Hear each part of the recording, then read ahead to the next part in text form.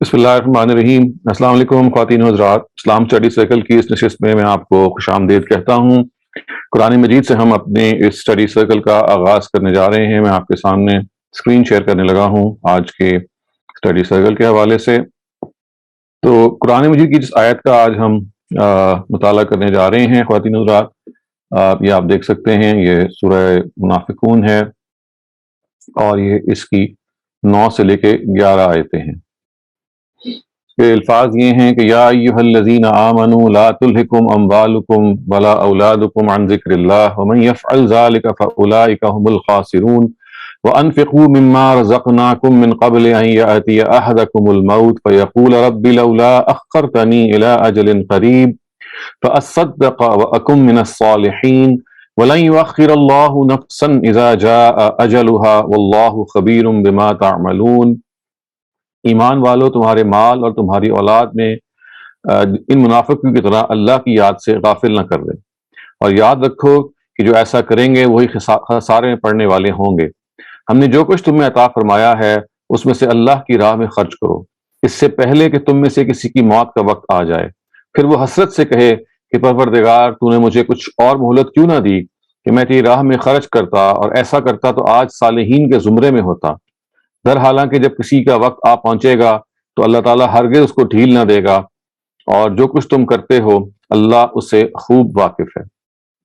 تو خواتین حضرات، آپ یہ دیکھ سکتے ہیں کہ یہ جو آیات ہیں یہ انفاق کی ترغیب دینے کے لیے اللہ تعالیٰ کی طرف سے قرآن مجید میں موجود ہیں۔ سورہ منافقون جو ہے بیسیکلی یہ سورہ ایڈریسز دی ہپوکریٹس اور دی منافقون، اور اس کا اسی وجہ سے آخر میں یہ کہا گیا ہے اہل ایمان کو مخاطب کر کے کہ آپ ان منافقین کی طرح نہ ہو جائیں، اور اپنی زندگی میں جب تک آپ کے پاس مہلت ہے آپ اللہ کی راہ میں انفاق کریں، اللہ تعالیٰ کی راہ میں چیریٹی کریں۔ منافقین کے بارے میں قرآن مجید نے بتایا تھا اور بتایا ہے مختلف جگہوں پہ کہ they would be very stingy، بہت ہی زیادہ کنجوس اور بخیل واقع ہوئے تھے، وہ نہیں خرچ کیا کرتے تھے، اور وہ چاہتے تھے کہ لوگ بھی نہ خرچیں تاکہ کوئی ان کو بخیل کہنے والا رہے نہ۔ اس وجہ سے قرآن مجید نے اس انفاق کو بہت ہی تفصیل سے زیر بحث لے کے آئے ہیں۔ یہ ذہن میں رکھیے گا کہ جیسے اللہ تعالیٰ کی راہ میں ہم اپنے بندوں سے، اللہ تعالیٰ کے بندوں سے، اس کے جو ہمارے جو فیلو ہیومن بینگز ہیں ان سے جو ہم متعلق ہوتے ہیں، تو اس کی جو بنیادی ترین آپ کہہ لیجیے جو لائن ہے وہ ہمدردی اور سمپتی کی لائن ہے جو ہم اپنے ابنائے روزگار کے ساتھ رکھتے ہیں۔ تو خداوند تعالیٰ یہ چاہتے ہیں کہ ہم اپنی اس دنیا میں جب آئے ہیں تو صرف اپنا ہی نہ خیال کریں، بلکہ اپنے ساتھ اپنے تمام وہ لوگ جو آپ سے متعلق ہیں یا اگر آپ سے فاصلے پہ بھی ہیں اور آپ کی وہ حیثیت ہے کہ آپ ان کی کچھ خدمت کر سکیں تو وہ ضرور کریں، ورنہ ایسا نہ ہو کہ قیامت کے دن آپ حسرت سے ان منافقین کی طرح اپنی طرف دیکھتے رہیں کہ اے کاش میرے پاس جو مال تھا میں اللہ کی راہ میں وہ خرچ دیتا، اے کاش کہ جو میرے پاس فلاں چیزیں تھیں جو بالکل میری زندگی میں نہ رہنے کے بعد کسی کے کام نہ آئیں، وہ میں کسی کو دے چھوڑتا۔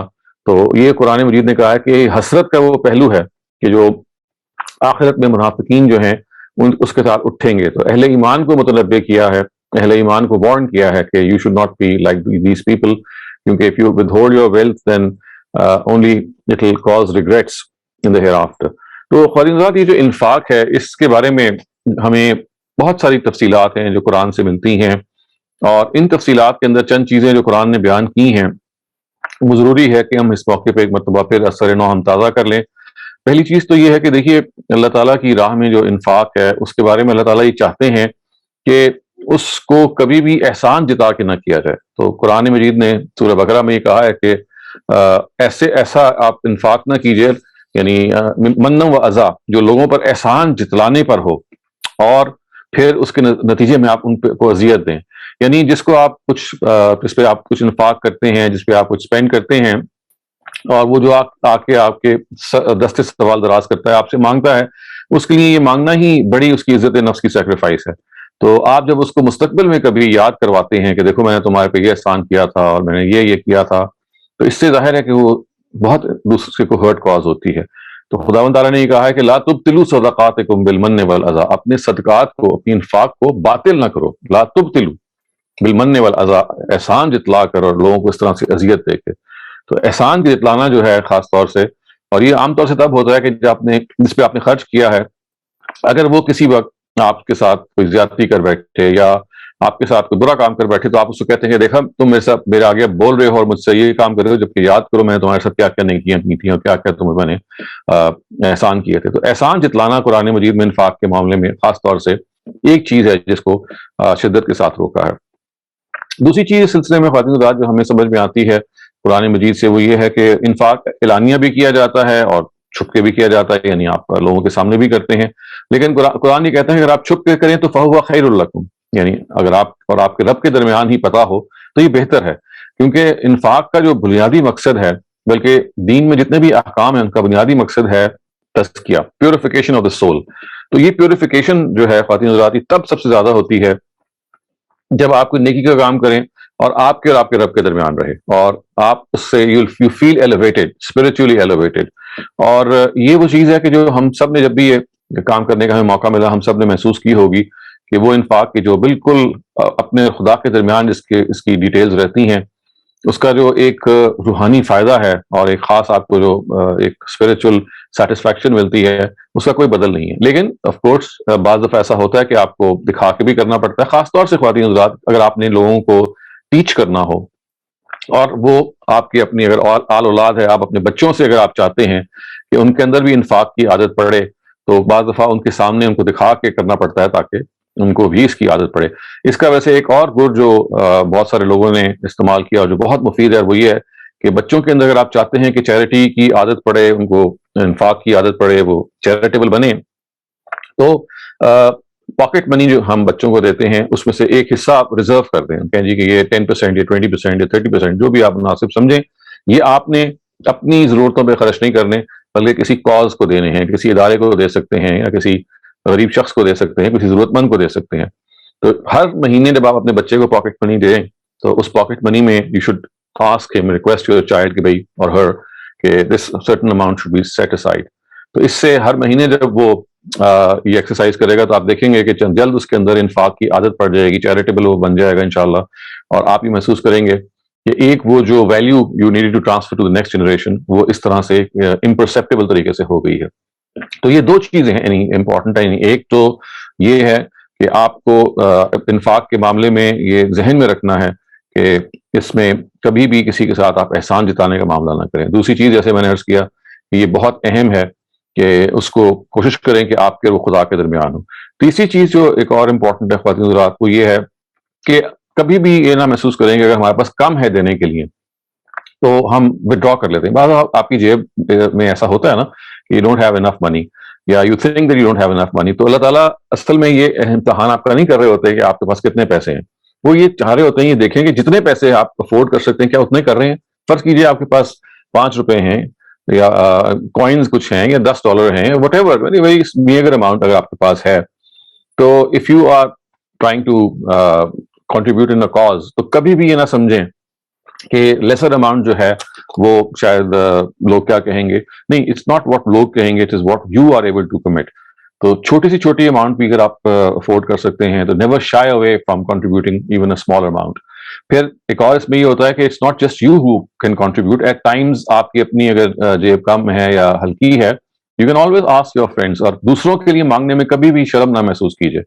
ہمیں اپنے جب مانگتے ہیں تو شرم تو آتی ہے، لیکن کبھی بھی اس میں when you have to ask for other people اس میں ہمیں بے شرم ہونا چاہیے. میں سوچ سمجھ کے الفاظ استعمال کر رہا ہوں کہ we should not be ashamed and embarrassed when we are asking for other people to help them. یعنی اگر آپ کسی دوست کو فون کر دیں، کسی کو کہہ دیں کہ بھائی if you are able to help them تو یہ خود ایک چیز ہے.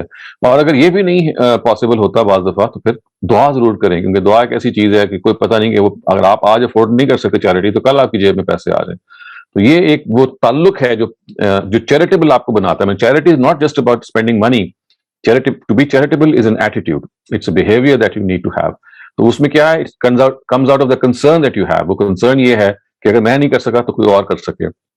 اسی طرح سے خواتین حضرات ایک اور امپورٹنٹ چیز یہ ہے کہ یہ کوشش کیجئے کہ چیریٹی کا جو معاملہ ہے وہ اقرب فالاقرب کے اصول پہ ہو. اقرب فالاقرب کا مطلب ہے کہ the nearest person should be the most recipient. یعنی بعض دفعہ what we are doing is we are going to far off and far flung areas and organizations without realizing that we have someone right below our nose in our family, amongst our colleagues, amongst our friends. یا very near relatives. تو بعض دفعہ غریب رشتہ دار ہوتے ہیں, غریب دوست ہوتے ہیں, یا یوں سمجھ لیجئے کہ ایسے لوگ ہوتے ہیں کہ جو آپ کے تعلق کے ہیں. تو دین آپ کو یہ بتاتا ہے, اور ظاہر اخلاق بھی یہ بتاتا ہے کہ start of with the nearest, start of with the nearest, کیونکہ اس کے نتیجے میں جو دوسرے کا کی obligation that you owe to the other person, دوسرے کا حق جو آپ پہ قائم ہوتا ہے, وہ that has to be discharged in the right manner. ایک اور چیز امپورٹنٹ جو اس میں خواتین حضرات کو یہ ہے کہ ہمیں وائٹ کالر لوگ یا وہ لوگ کہ جو they don't ask for themselves, اور قرآن نے اس کا ذکر کیا ہے ایک جگہ پہ کہ لا يسألون الناس الحافا, یعنی وہ ضرورت مند ہوتے ہیں لیکن they are not able to ask for their needs. تو ایسے لوگوں کا رائٹ بہت زیادہ ہے کہ you instead of they coming to you or they coming to us, we have to reach these people. یعنی اپنے آپ کو اس جگہ پہ رکھنا کہ جیسے ہوتا ہے نا کہ آپ you are always aware that there's something in your surroundings, there's something around you that needs your charitable behavior. تو یہ خاص طور سے ان لوگوں کے لیے کہ جو آپ کے پاس اگر آئیں گے تو آپ کو لگے گا جیسے بڑے they are well off, لیکن ہمیں پتا ہے کہ بہت سارے لوگ ہوتے ہیں apparently they look well off, لیکن کسی کے پاس بل کے پیسے نہیں ہیں, کسی کے پاس فیس کے پیسے نہیں ہیں, کسی کے پاس گھر کے چراغ دلانے یا روٹی یا کپڑوں کے پیسے نہیں ہیں. تو اس میں it is people who would like to reach out to them who are more responsible. تو اپنے آپ کو اس جگہ پہ رکھیے کہ don't wait for people to come to you, especially these people. نہیں, جو لوگ ہاتھ پھیلا لیتے ہیں چلیں وہ تو آپ کے پاس آ گئے, لیکن ایسی دنیا میں بہت بڑی تعداد موجود ہے, آپ کے ہمارے اپنے لوگوں میں موجود ہے کہ جو ضرورت مند ہیں لیکن اپنی ضرورت بیان نہیں کریں گے. They rather prefer to stay silent, they rather prefer to sleep empty stomach, but they will not ask. تو ایسے لوگوں کے تک ہمیں پہنچنا ہے, اور ایسے لوگوں تک تبھی پہنچ سکتے ہیں کہ آپ کی جو نگاہیں ہیں وہ اپیرنٹ میں پھنس کے نہ رہ جائیں. They go beyond the apparent. Don't look what a person looks like, see how he is actually or she is actually. تو یہ ایک بڑی امپورٹنٹ رسپانسبلٹی ہے, اور یہ ہم پہ عائد ہو جاتی ہے. اور اسی وجہ سے آپ دیکھیے کہ دین یہ چاہتا ہے کہ ہم ایک منیمم اماؤنٹ تو لازماً سیٹ اسائڈ کریں. چیریٹی کا جو منیمم اماؤنٹ ہے اس کو ہم زکوٰۃ کہتے ہیں, اور زکوٰۃ کا یہ مطلب ہے کہ آپ کی آبلیگیشن ہے, اس سے کم پہ تو آپ خدا کے آگے ماخوذ ہو جائیں گے. سو ایک اسٹیٹیوٹری اسٹیپولیشن ہے یا ایک اماؤنٹ ہے دیٹ ہیز بین فکسڈ. وہ زکوٰۃ کا ایک پورا الگ کانسیپٹ ہے, وہ میں کئی دفعہ بیان کر چکا ہوں, اس کی تفصیلات آپ سن سکتے ہیں, لیکن وہ ایک منیمم چیریٹی ہے جو ہم سب کو کرنی ہے. لیکن اس سے آگے بڑھ کے we have to realize کہ یہ جو کچھ ہمارے پاس ہے ہماری ضرورتوں کے علاوہ ہے, وہ ضرورتیں پریزنٹ کی بھی ہو سکتی ہیں, وہ فیوچر کی بھی ہو سکتی ہیں, وہ پرسنل بھی ہو سکتی ہیں, وہ پروفیشن اورینٹیڈ بھی ہو سکتی ہیں. اس سے جو کچھ بھی علاوہ آپ کے پاس ہے, ہمارے پاس ہے, اس کو ہمیں سوسائٹی کا حق سمجھنا چاہیے, اور کوشش کرنی چاہیے کہ we are able to discharge this obligation in a way that we are able to, جب ہم خدا کے آگے حاضر ہوں تو ہم اپنا سر اللہ تعالیٰ کے آگے فخر سے یا کم سے کم اس سیٹسفیکشن سے بلند کر سکیں کہ اللہ تعالیٰ جو کچھ ہمارے پاس تھا ہم نے اپنے پاس نہیں رکھا, صرف وہی رکھا جو ضرورت کا تھا. اور ایک اور آپ کو میں مزے کی بات بتاؤں خواتین حضرات, اور یہ وہ بات ہے جو میں نے بھی بہت سارے لوگوں سے سنی ہے, اور وہ یہ ہے کہ جو ہائیسٹ فارم آف انفاق ہوتا ہے, یعنی ایک میں نے آپ کے سامنے بھی انفاق کی جو آخری بات کی وہ یہ کی تھی نا کہ آپ whatever you have besides your present and future needs, whether they are professional or whether they are personal, اس کے بارے میں سوچیں کہ وہ سوسائٹی کا حق ہے. یہ this is the normal way. لیکن ایک اس سے بھی اعلیٰ درجے کا انفاق ہوتا ہے, اور اگر کبھی ضرورت پیش آئے اور کبھی تجربہ کرنا ہو, تو جیسے بہت سارے لوگوں نے جو یہ تجربہ کیا تو یہ بتایا کہ اگر آپ نے خدا کا تجربہ کرنا ہو, یہ نہیں کہ ہر دفعہ اس کا تجربہ خدا سے ہو جاتا ہے, لیکن واقعی اگر آپ نے you have to experience God, تو کبھی یہ کر کے دیکھیے کہ آپ کے پاس ضرورت کے پیسے ہیں, you need them, and someone comes along who also needs them. تو آپ اپنی ضرورت کو روک کر دوسرے کی ضرورت اگر کبھی پورا کریں, ایک تو یہ نا کہ آپ کے پاس ایکسٹرا پڑے ہوئے, اسپیئر پڑے ہوئے, وہ آپ نے دے دیے, چلیں that is a very good thing. لیکن دا ہائیسٹ فارم آف انفاق, اور قرآن نے اس کو بیان کیا ہے کہ یعنی یؤثرون علی انفسہم ولو کان بہم خصاصہ, یعنی وہ دوسروں پر اپنے آپ کو, یعنی دوسروں کو اپنے اوپر ترجیح دیتے ہیں اگرچہ کہ وہ خود ضرورت مند ہوں. اور آت المال علی حبہ, ایک اور بیان کیا کہ وہ مال کو خرچ کرتے ہیں in spite of the fact that they need it.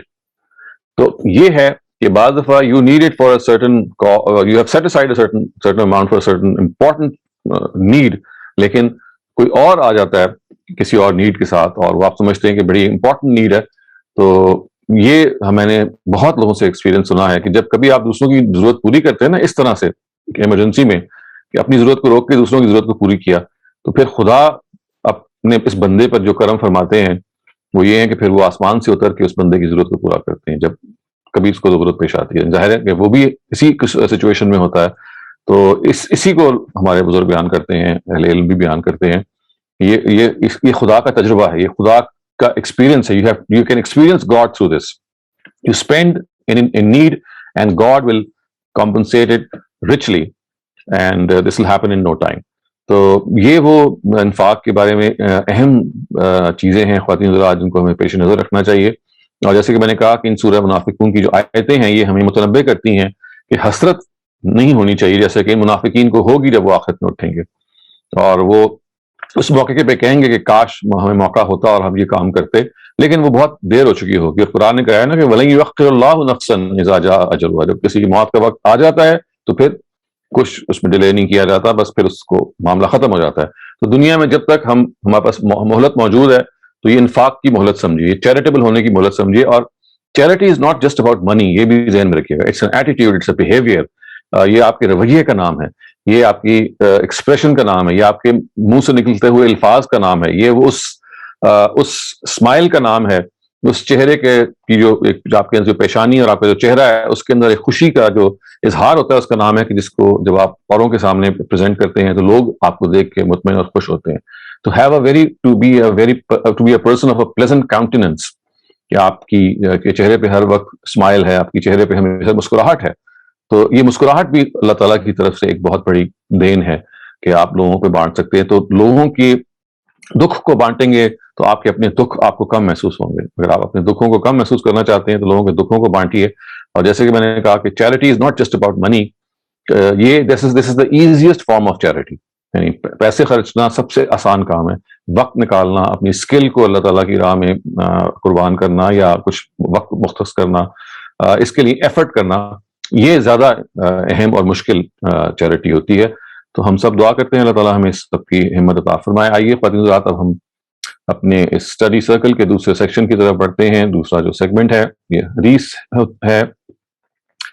حدیث جس میں ہم آج پڑھنے جا رہے ہیں یہ بخاری سے روایت ہے حضرت ابو ہریرہ سے, عن ابی ہریرہ عن النبی صلی اللہ علیہ وسلم قال يسلم الصغير على الكبير والمار على القاعد والخليل على الكثير.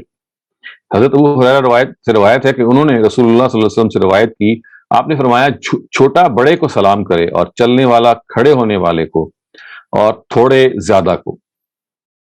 یعنی رسول اللہ صلی اللہ علیہ وسلم نے فرمایا کہ چھوٹا بڑے کو سلام کرے اور چلنے والا جو ہے جو موو اباؤٹ کر رہا ہے وہ کھڑے کو سلام کرے اور تھوڑے کو زیادہ کو, جو کم لوگ ہیں تو وہ زیادہ کو سلام کرے. تو یہ وہ سلام کلچر ہے جس کو ہم کہہ سکتے ہیں کہ جو اللہ تعالیٰ کے پیغمبر ہیں جو اپنی سوسائٹی کے اندر پیدا کرنا چاہتے ہیں. دیکھیے السلام علیکم جب ہم کہتے ہیں یہ کیا ہے, اٹس اے پریئر فار پیس. یہ ہے نا, آپ چاہتے ہیں کہ اپنی جو آپ کے اندر ایک دوسرے کے بارے میں ایک لگاؤ ہے, آپ ایک خیر خواہی ہے, تو اس کو آپ ایکسپریس کریں. تو اس کا ایک ادنا اظہار ہوتا ہے جب ہم کہتے ہیں السلام علیکم.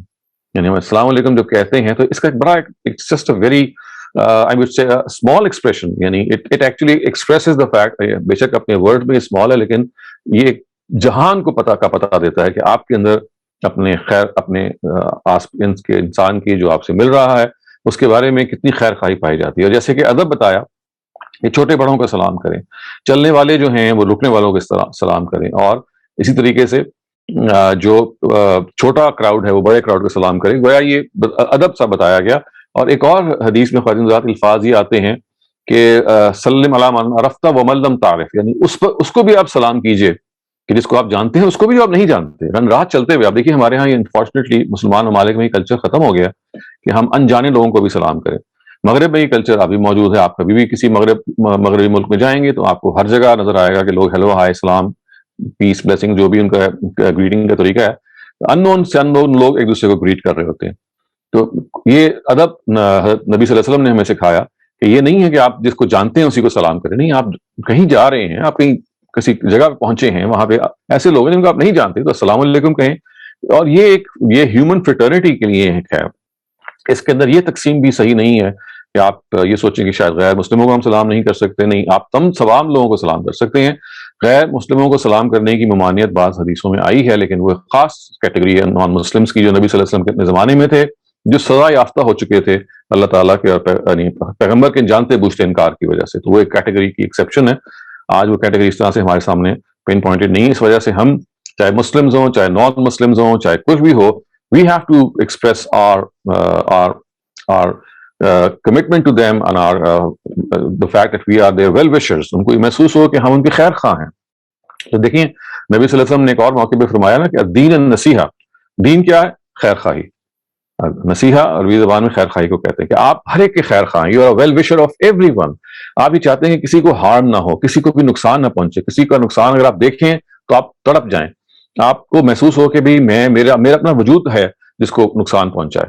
اور اسی کو نبی صلی اللہ علیہ وسلم نے یہ کہا ہے نا کہ مسلمان کی حیثیت ایسی ہے, تمام مسلمانوں کی جیسے ایک جسد واحد ہے, اور کسی ایک عضو کو اگر کوئی تکلیف پہنچتی ہے تو پورا عضو جو ہے, یعنی پورا جو انسان کا جسم ہے وہ لرز اٹھتا ہے, اس کو تکلیف محسوس ہوتی ہے. تو بالکل ایسے ہی آپ کو جو آپ کے ہمارے جذبات ایسے ہونے چاہیے, کسی کو بھی تکلیف ہو تو we should be the people اور the one that we actually feel that and try to remedify it. لیکن سب سے جو بنیادی چیز ہے وہ یہ ہے کہ ہماری زبان سے جو ہے وہ سلامتی کا کلمہ نکلنا چاہیے. اور جو شخص اپنی زبان سے سلامتی کا کلمہ نکالے گا خواتین حضرات, اور سوچ سمجھ کے نکالے گا, تو ہم یہ جان سکتے ہیں کہ ایسا شخص پھر اپنے رویے میں, اپنی گفتگو میں, اپنی بات چیت میں, اپنے معاملات میں وہ اور زیادہ اس معاملے میں کیئرفل ہوگا کہ اس سے کوئی نقصان نہ پہنچے. کیونکہ سلامتی کا جو اپوزٹ ہے وہ کیا ہے؟ You are not a well wisher of that person, یا آپ اس کو نقصان پہنچانا چاہتے ہیں. تو اگر آپ کے اندر وہ سلامتی کا رویہ ہے, تو آپ کی طبیعت میں سلامت روی ہے, تو وہ ٹرانسفر ہوگی آگے, اور اس کے نتیجے میں آپ یہ محسوس کریں گے کہ آپ کے ارد گرد کا جو ماحول ہے وہ آپ کی اپنی شخصیت کی وجہ سے ایک لحاظ سے معطر ہو گیا ہے.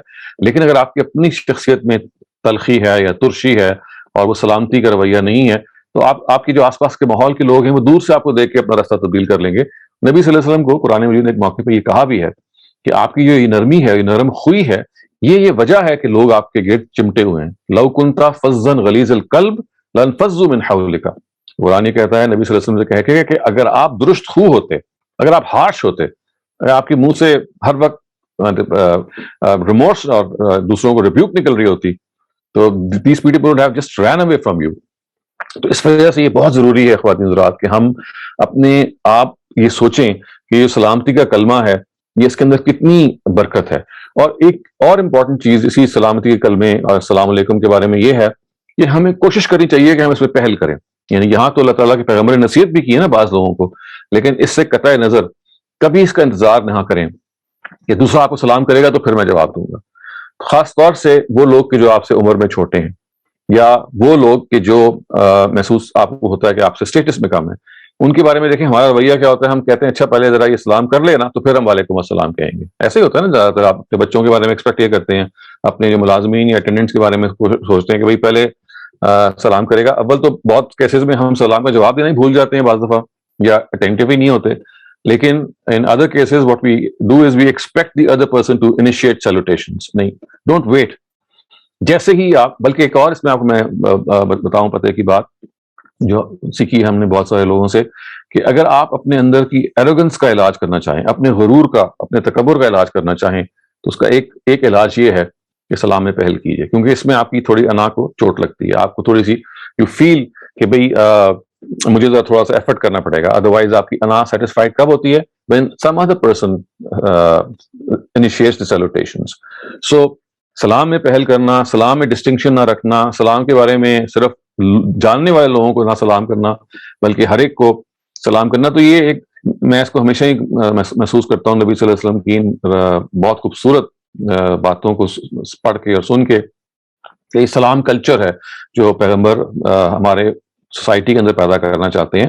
اس سلامتی کا جو کلچر ہے خواتین زیادہ, آپ سوچیں نا کہ اگر اس سلامتی کلچر کو ہم سوچ سمجھ کے جب ہم یہ الفاظ بولتے ہیں السلام علیکم ادا کریں, دل سے ادا کریں اور اس کو دعا کے طور پہ ادا کریں, تو کیوں ایسا اس سوسائٹی کے اندر ایسا کبھی ہوگا کہ وہاں پہ لوگ ایک دوسرے کے دشمن ہوں گے, گلے کاٹیں گے یا ایک دوسرے کے ساتھ زیادتی کریں گے؟ اگر اس کلمے کو آپ سوچ سمجھ کے اختیار کریں اور اس کلمے کو آپ کثرت سے استعمال کریں, تو یہ آپ کے لیے ایک جسے کہتے ہیں نا کہ ایک امپرسیپٹیبل اس کا ایک اثر ہوتا ہے. یعنی at times what you are seeing it has an effect on you without realization. یعنی آپ ریئلائز بھی نہیں کریں گے لیکن اس کا آپ کے سب کانشیس پہ افیکٹ ہوگا, آپ کے جو بیہیویئر ہے اس کو وہ شیپ کرے گا.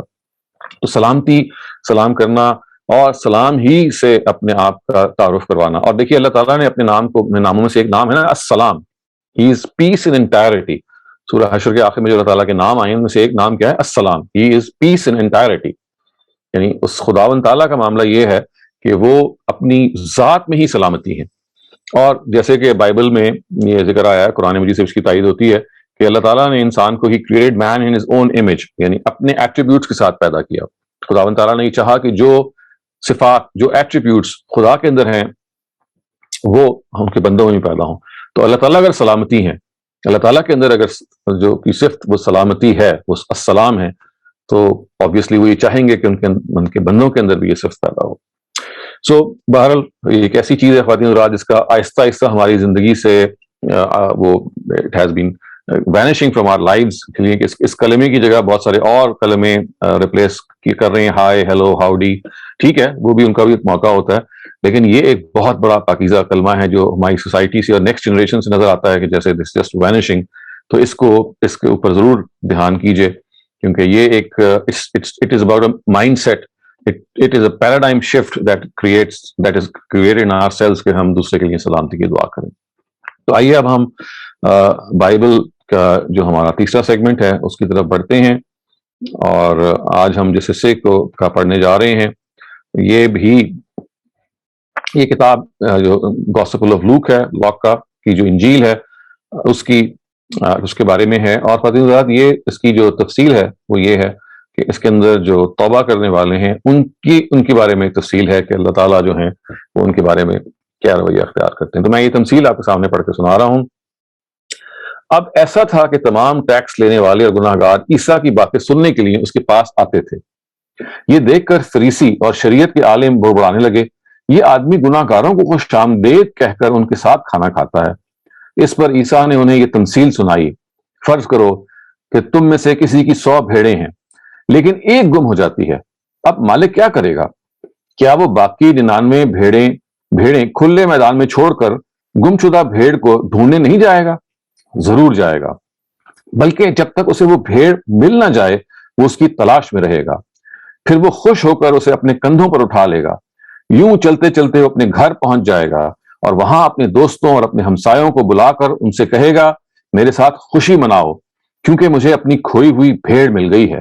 میں تم کو بتاتا ہوں کہ آسمان پر بالکل اسی طرح خوشی منائی جاتی ہے جب ایک گناہ گار توبہ کرے گا, اور یہ خوشی اس خوشی کی نسبت زیادہ ہوگی جو ان 99 افراد کے باعث منائی جائے گی جنہیں توبہ کرنے کی ضرورت ہی نہیں تھی. یا فرض کرو کہ کسی عورت کے پاس 10 سکے ہیں لیکن ایک سکہ گم جائے. اب عورت کیا کرے گی؟ کیا وہ چراغ جلا کر اور گھر میں جھاڑو دے کر بڑی احتیاط سے سکے کو تلاش نہیں کرے گی؟ ضرور کرے گی, بلکہ وہ اس وقت تک ڈھونڈتی رہے گی جب تک اسے سکہ مل نہ جائے. جب اسے سکہ مل جائے گا تو اپنی سہیلیوں اور اپنے ہمسایوں کو بلا کر ان سے کہے گی, میرے ساتھ خوشی مناؤ کیونکہ مجھے اپنا گم شدہ سکہ مل گیا ہے. میں تم کو بتاتا ہوں کہ بالکل اسی طرح اللہ کے فرشتوں کے سامنے خوشی منائی جاتی ہے جب ایک بھی گناہ گار توبہ کرتا ہے. آپ دیکھیں خواتین حضرات یہ کتنے پاورفل ورڈز ہیں حضرت مسیح کے, اور ابھی ہمارے سامنے یہ ترجمے کی شکل میں موجود ہیں, اور کتنی خوبصورتی کے ساتھ اور کتنی ایک پورٹنٹ انداز میں, کتنے سوز کے ساتھ یہ ہمیں ایک پیغام دیتے ہیں کہ, اور اللہ تعالیٰ کے جو پیغمبروں میں حضرت مسیح کا ایک خاص مقام ہے. آپ میں سے جن لوگوں کو بائبل پڑھتے ہوئے کچھ ٹائم گزر گیا ہے آپ نے دیکھا ہوگا کہ ان کی جو خاص صفت تھی, یعنی ان کی جو کلام میں, ان کی شخصیت میں ایک خاص چیز تھی, وہ یہ تھی کہ وہ تمثیلات میں گفتگو کرتے تھے. وہ بہت ساری ایگزامپلس دیتے تھے, پریکٹیکل ایگزامپلس دیتے تھے, کیونکہ ایگزامپلس وہ ہوتی ہیں, تمثیلات وہ ہوتی ہیں کہ جب آپ ان کے ذریعے سے کلام کرتے ہیں نا تو وہ بہت دل پہ اثر کرتی ہیں, آپ کے دل میں راسخ ہو جاتی ہیں. آپ کو لگتا ہے کہ جیسے وہ آپ کی اپنی کہانی ہے جو سنائی جا رہی ہے. تو دیکھیے 2 کہانیاں انہوں نے یہاں سنائی ہیں, 2 تمثیلات سنائی ہیں. ایک تمثیل یہ سنائی ہے کہ ایک شخص کی 100 بھیڑیں ہیں, اور یہ ظاہر ہے کہ اس زمانے کا غلہ بانی کا معاشرہ تھا, ٹرائبل معاشرہ تھا, تو اس میں بھیڑوں کی مثال بہت کامن تھی, اس لیے کہ ہر گھر میں بھیڑ ہوتی تھی. تو اگر ایک بھیڑ جو ہے وہ گم جائے تو کیا ہوتا تھا اور کیا ہوتا ہے, اب بھی اگر جو لوگ اس سے واقف ہیں تو وہ جو ان کا شیپرڈ ہے, جو ان کا چراوا ہے, وہ اس ایک بھیڑ کو تلاش کرنے کے نکل چلا جائے گا, اور پھر جب اس کو وہ ملے گی تو کتنا وہ خوشی منا کے واپس آئے گا. تو حضرت مسیح کہتے ہیں کہ اللہ تعالیٰ کی خوشی اس سے بڑھ کر ہے کسی توبہ کرنے والے کی, جتنی خوشی اس شیپرڈ کو ہوئی ہے, اس چراوے کو ہوئی ہے جس کو اپنی وہ ایک کھوئی ہوئی بھیڑ مل گئی. اور بالکل اسی طرح نے وہ مثال دی کہ ایک عورت ہے, اس کے 10 سکے ہیں اور ایک سکہ گم جاتا ہے. تو وہ اس سکے کی تلاش میں نکل کھڑی ہوتی ہے، حالانکہ وہ 9 سکے سیف ہوتے ہیں، لیکن وہ جو ایک سکہ جب مل جاتا ہے تو کتنی وہ خوش ہوتی ہے کہ میرے 10 کی گنتی پوری ہو گئی ہے. پھر وہ اہتمام سے اپنی سہیلیوں کو، اپنے ہمسایوں کو بلاتی ہے، جیسے کہ اس شخص نے بلایا تھا کہ جس کی 100 بھیڑیں تھیں اور ایک بھیڑ گم گئی تھی. تو آسمان پہ اللہ تعالیٰ اس کی خوشی مناتے ہیں، فرشتوں کے ساتھ تذکرہ کرتے ہیں. تو یہ بہت ہی غیر معمولی چیز ہے خواتین حضرات. اور اس میں آپ ایک چیز کو نوٹ کیجئے کہ ایک موقع پہ حضرت مسیح شروع میں کہتے ہیں نا کہ وہ گناہ گاروں اور ٹیکس لینے والوں سے اور اس طرح کی جو تفصیل بیان ہوئی ہے ان کے ساتھ کھانا کھاتے تھے. تو اعتراض کرنے والوں نے اعتراض یہ کیا کہ بھئی اس طرح کے لوگوں کے ساتھ وہ کیوں بیٹھتے ہیں. تو یہاں تو نہیں، لیکن ایک اور موقع پہ انہوں نے یہ لافانی جملہ کہا تھا کہ میں ایسے لوگوں کے پاس آیا ہوں جو گناہ گار ہیں، میں نیکوکاروں کے پاس نہیں آیا، اس لیے کہ میرا معاملہ یہ ہے کہ اگر گناہ گار ہیں تو مجھے ان کو رستہ دکھانا ہے. جو پرہیزگار ہیں وہ تو پہلے ہی رستہ پائے ہوئے ہیں. ہماری یہ جو ایک اٹھان ہے خواتین حضرات، پیغمبر اس طرح سے طے کر دیتے ہیں کہ کبھی اپنے آپ کو آئسولیٹ نہ کیجیے گناہ گاروں سے. اور سچی بات یہ اگر آپ آئسولیٹ کریں گے کسی گناہ گار سے تو سب سے پہلے آپ کو اپنے آپ سے آئسولیٹ کرنا چاہیے کہ کون گناہ گار نہیں ہے. کیا ہم نہیں گناہ گار؟ تو اوروں سے دور رہنا اس وجہ سے کہ دوسرے گناہ گار ہیں، یہ ہمیں نہیں بھولنا چاہیے کہ ہم بھی گناہ گار ہیں، لیکن ہو سکتا ہے کہ ہمارے گناہوں کی نوعیت اور ہو. تو کبھی بھی کسی کے ساتھ یہ رویہ ہمیں اختیار نہیں کرنا چاہیے کہ ہم گناہ کی وجہ سے یا غلط روی کی وجہ سے کسی شخص کو ترک کر دیں. نہیں، جیسے کہ کہا جاتا ہے نا کہ you must hate the sin not the sinner. آپ کو اگر برائی سے نفرت کیجیے لیکن برے آدمی سے نفرت نہ کیجیے. برے آدمی تو محبت کا متقاضی ہے. خیر یہ تو وہ ایک سائڈ کی بات کی جو اس پیراگراف میں بیان ہوئی، لیکن جو اصل بات ہے توبہ کی بات ہے کہ ہمیں خداوند تعالیٰ کے ساتھ جڑنا ہے، بار بار جڑنا ہے. دیکھیے یہ ایک عام ہم سب کی کمزوری ہے کہ ہمارے سے غلطی ہو جاتی ہے، اور غلطی ایسا نہیں کہ آج ہوتی ہے بلکہ ہر روز ہوتی ہے، نیکسٹ ڈے پھر ہوتی ہے، اس سے نیکسٹ ڈے پھر ہوتی ہے، حتیٰ کہ ہم عہد کرتے ہیں کہ we'll not repeat this sin or we'll not repeat this mistake the next day، لیکن it happens، it keeps on happening، ہے نا ایسے.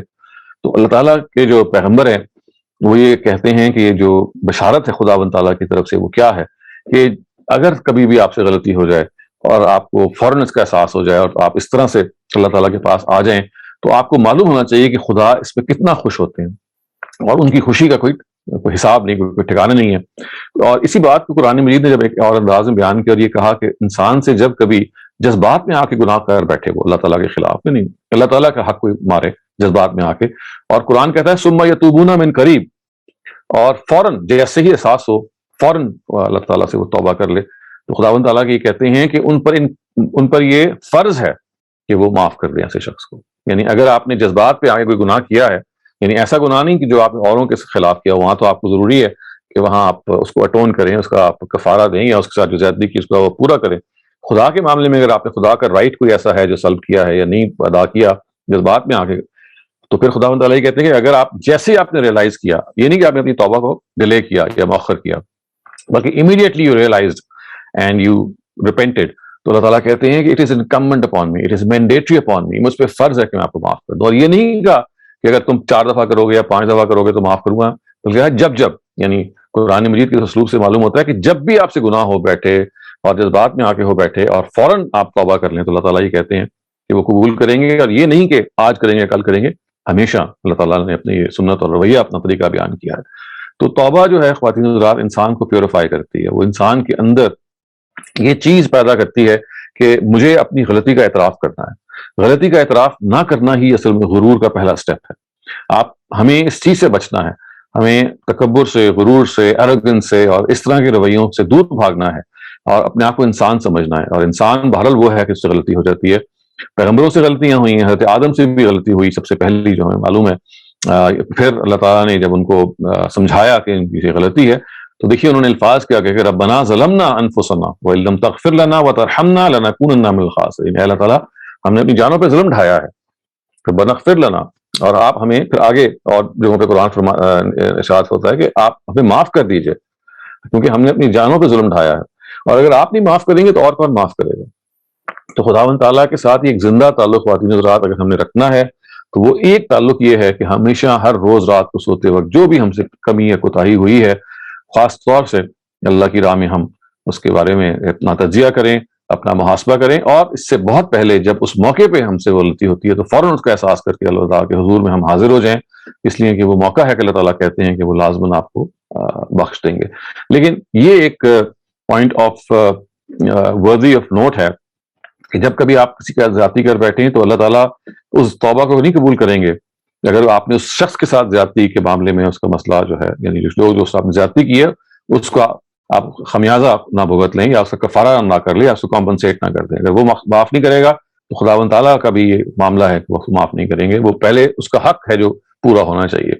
تو توبہ بہرحال ایک ایسی چیز ہے خواتین حضرات جو انسان کو ہمبل رکھتی ہے, انسان کے اندر ہیوملٹی پیدا کرتی ہے, انسان کو اس چیز کا احساس دلاتی ہے کہ وہ خدا نہیں ہے, اس سے آئے دن غلطی ہوتی ہے, لیکن اس کے ساتھ ساتھ اس کے اندر یہ جستجو پیدا کرتی ہے, یہ خواہش پیدا کرتی ہے کہ میں نے زندگی میں آگے بڑھنا ہے, زندگی میں اپنے آپ کو بہتر کرنا ہے. اور بہتری تبھی ہوگی کہ جب میں اپنا محاسبہ کروں گا, اپنے آپ کو اکاؤنٹیبل ٹھہراؤں گا اور اپنے اندر کے شخص کو بار بار یہ توجہ دلاؤں گا کہ دیکھو مجھے اپنے آپ کو بہتر کرنا ہے. I have to be a high achiever as a human being, not just a high achiever in my professional life and some of the other things that I do, but a high achiever in every part of humanity. تو یہ ہو نہیں سکتا کہ جب تک ہم اپنے اندر یہ رویہ پیدا نہ کریں کہ ہر غلطی کو ہم نے تسلیم کرنا ہے, ماننا ہے اور آگے بڑھنا ہے, اور کبھی غلطی سے باک ڈاؤن نہ ہوئے. یعنی یہ شیطان کا ایک بڑا عام ہتھیار ہے. ابلیس اس کا نام ہے نا, جو بڑے شیطان کا, اور ابلیس کا مطلب ہے جو مایوس ہو چکا ہے اللہ کی رحمت سے. تو اس کا سب سے بڑا ویپن یہ ہے کہ وہ ہمیں بھی مایوس کرنا چاہتا ہے. وہ کہتا ہے کہ اس شخص کے اندر یہ ہوپلیسنس پیدا کی جائے کہ you are good for nothing, you ہر روز تم ریپینٹ کرتے ہو اور next day you again do the same thing. نہیں, جیسے اس میں وہی پرووربیل بات ہے کہ try and try again and never give up, never lose hope.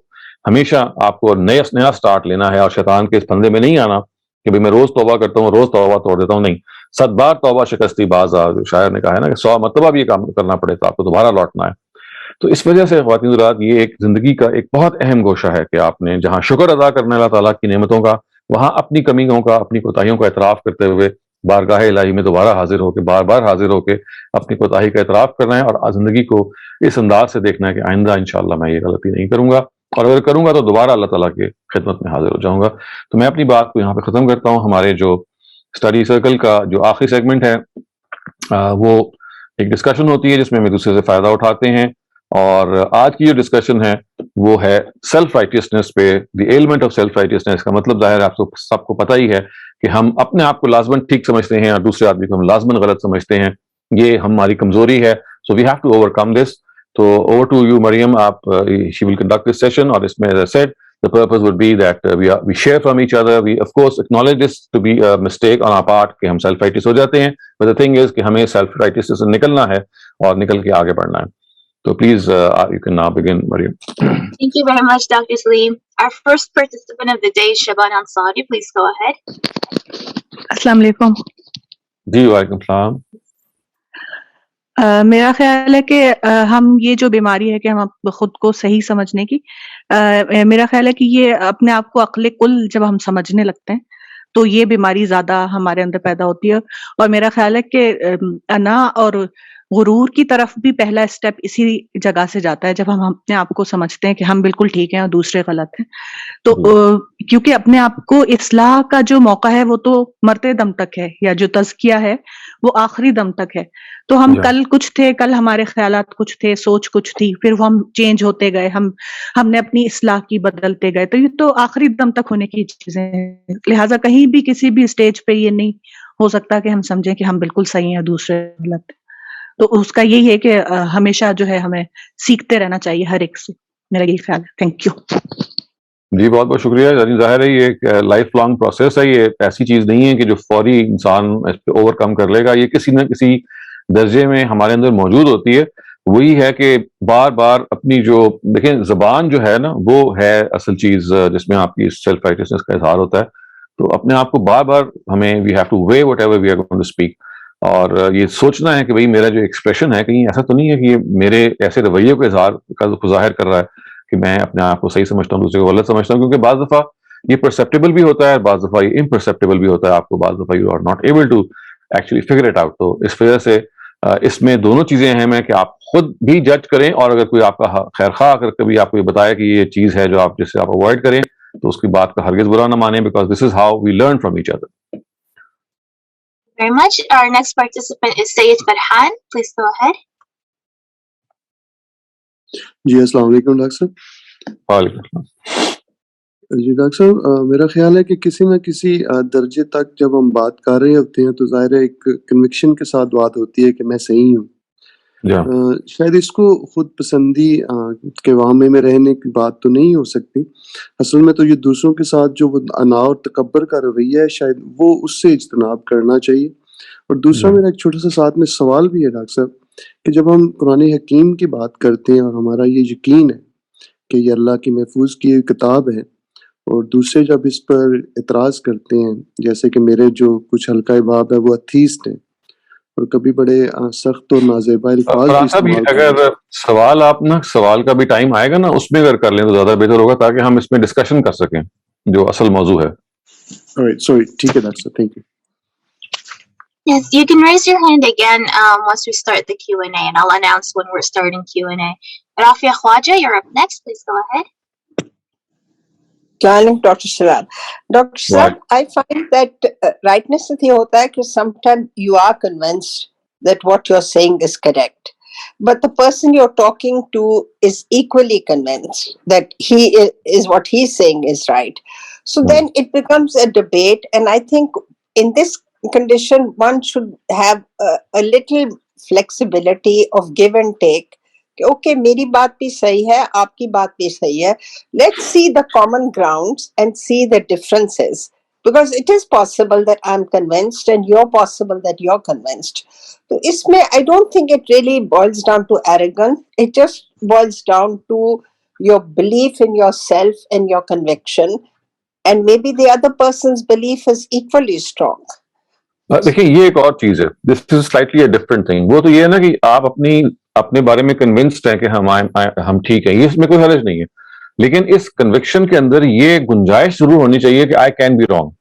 اگر آپ اس نیت سے کنونسڈ ہیں, کیونکہ ورنہ تو زندگی نہیں چلے گی, کسی نہ کسی دلیل پہ تو ہمیں کھڑے ہونا ہی ہے, اور ضروری نہیں کہ ہر آدمی آپ کی دلیل کو صحیح سمجھے یا اس پر کنونسڈ ہو. تو آپ اگر اس جگہ پہ کھڑے ہیں کہ بھائی I am correct but I concede the possibility of being wrong, but at the moment I don't agree with you, آپ کی جو بات ہے مجھے نہیں سمجھ میں آ رہی, میں اپنے آپ کو صحیح سمجھ رہا ہوں, لیکن میں اس کا امکان تسلیم کرتا ہوں کہ آئی کین بی رانگ. تو پاسبلٹی کو تسلیم کر کے بھی اگر آپ اپنی بات پہ جمے رہیں تو یہ سیلف رائٹیسنس نہیں ہے. سیلف رائٹیسنس تو یہ ہے کہ آپ اس کی پاسبلٹی ختم کر دیں کہ آئی کین بی رانگ.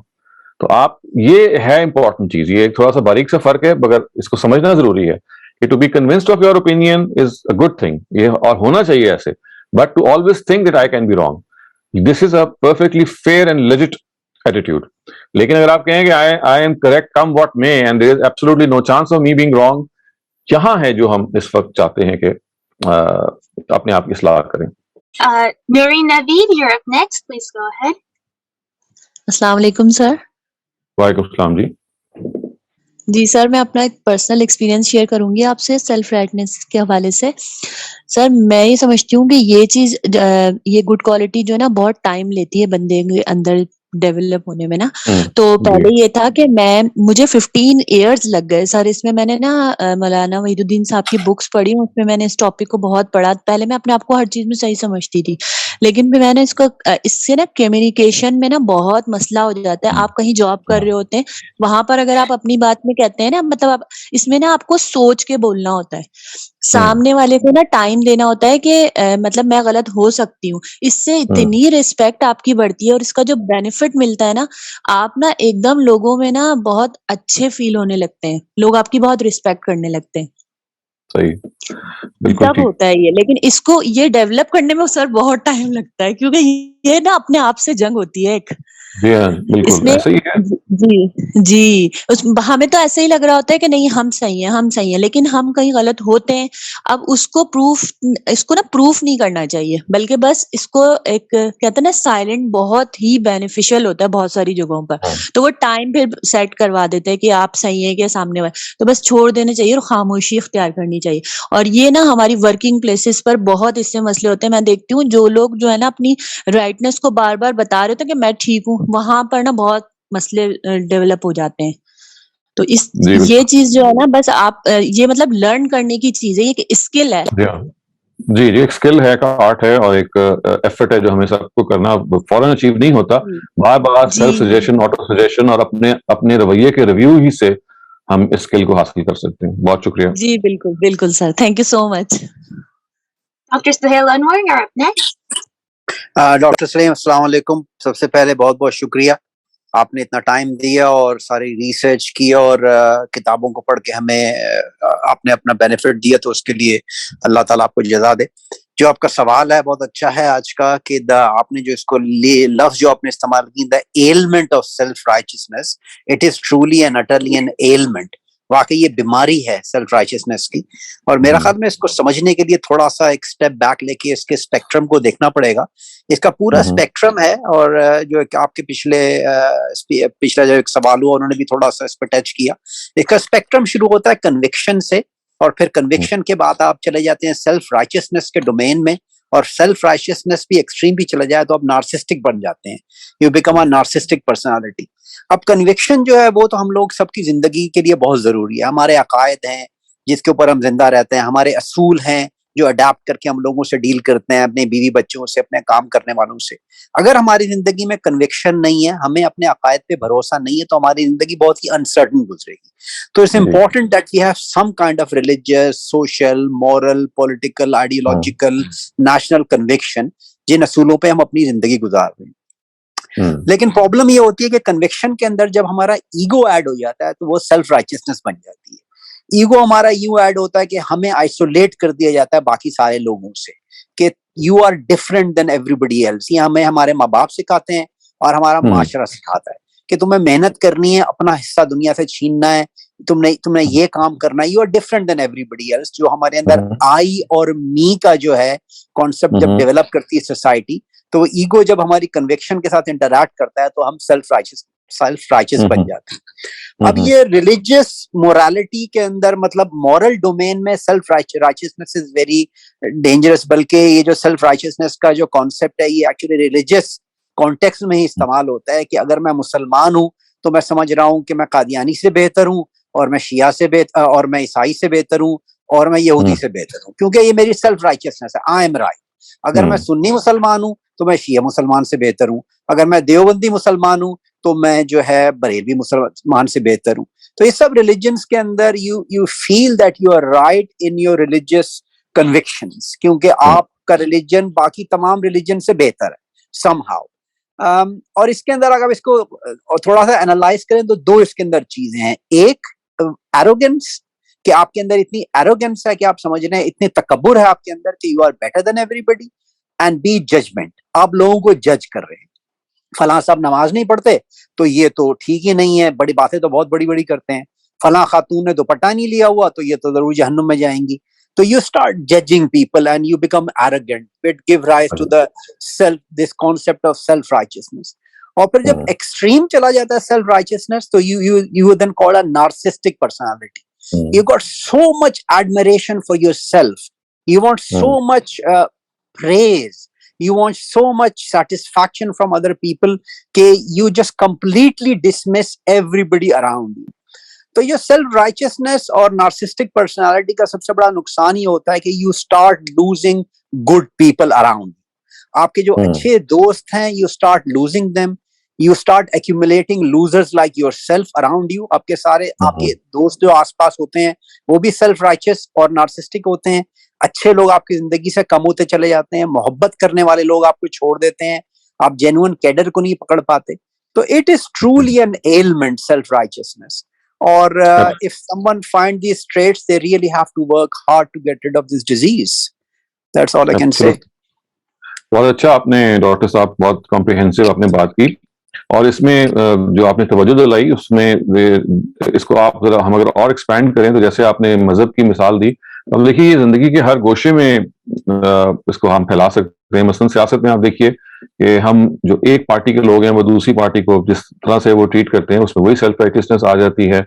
اور اسی طریقے سے یعنی یہ چیز آپ اس کو پھیلا لیں تو ہر پوائنٹ آف ویو میں, آپ سائنس میں دیکھیں گے, آپ میتھمیٹکس میں, آپ آرٹ میں, آپ کلچر میں, جہاں جہاں نقطہ نظر وجود میں آتے ہیں اور وہ اس جگہ پہ اپنے آپ کو فائز کر لیتے ہیں کہ دوسرا آدمی غلط ہے, مذہب میں ہی آ کے بہت مکروہ شکل اختیار کر لیتے ہیں. لیکن یہی مکروہ شکل آپ کو نظر آئے گی ڈاکٹرز کے اندر بھی, انجینئرز کے اندر بھی, کہ وہ دوسرے کو اس درجے میں غلط کہیں گے, اس کی ڈگری کو غلط ثابت کر دیں گے یا کرنا چاہیں گے, اور اپنے آپ کو ٹھیک ثابت کرنا چاہیں گے, اور دوسرے کو کنڈیم کرنا شروع کر دیں گے کہ یہ ایلمنٹ ایسی ہے کہ جو واقعی ایسا لگے گا جیسے آپ جتنا غور کریں گے it has gone very deep in the fabric of our society. تو اس لیے اس کے بارے میں we have to be very aware کہ ریلیجن میں تو یہ نمایاں ہو کے نظر آ جاتی ہے اس لیے کہ وہاں یہ اس کے جو افیکٹس ہیں وہ بہت زیادہ اسٹرانگ ہوتے ہیں, لیکن it is equally found in all schools of thought. تو اس وجہ سے اس پہ you have to guard that. اور ایک جو اس کا اینٹی ڈوٹ آپ سمجھ سکتے ہیں وہ یہ ہے کہ اپنی خامیوں کو پہ ضرور نظر رکھیں. یعنی سیلف رائٹیسنس کو اوور کرنے میں ایک چیز جو ہماری مدد کر سکتی ہے وہ یہ ہے, کیونکہ وہاں آپ جس ایروگنس کے مقام پہ ہوتے ہیں, you are not willing to concede that you have any blemishes or any mistakes. تو اگر اپنی خامیوں پر, اپنی کوتاہیوں پر, اپنی شارٹ کمنگز پر اگر ہماری توجہ ہوگی تو ہمیشہ you will feel کہ بھئی there is something still amiss or it's not right کہ میں دوسرے کو بالکل غلط کہوں. تو یہ بعض دفعہ ایک سیلف انالیسس ہوتا ہے which may help in overcoming this ailment. So thank you very much. نہیں جی, بہت شکریہ, thank you. Najia Nazir, you're up next. Assalamu alaikum, Dr. Shehzad. Just carrying on with what other participants have shared, very valuable input. I would see that whenever you feel that you are the person to have agency to judge others, اور آپ یہ سمجھتے ہیں کہ دوسروں کے پاس یہ agency نہیں ہے کہ وہ اپنے life کے decisions لے سکتے ہیں, تو that's where self-righteousness begins. So before you articulate your thoughts, تو آپ کا اپنا attitude اور اپنا اندر جو آپ کا self dialogue ہوتا ہے, whenever it starts not going towards the path of empathy, بجائے اس کے آپ ان کو جج کرنا شروع ہو جائیں کہ میری ڈریس کوڈ شاید ان سے بہتر ہے, میری شاید نمازیں ان سے بہتر ہیں, تو یہ دل کے اندر جو آپ جیسے آپ نے کہا نا, it's an ailment, it's a disease, it's very much inside your heart.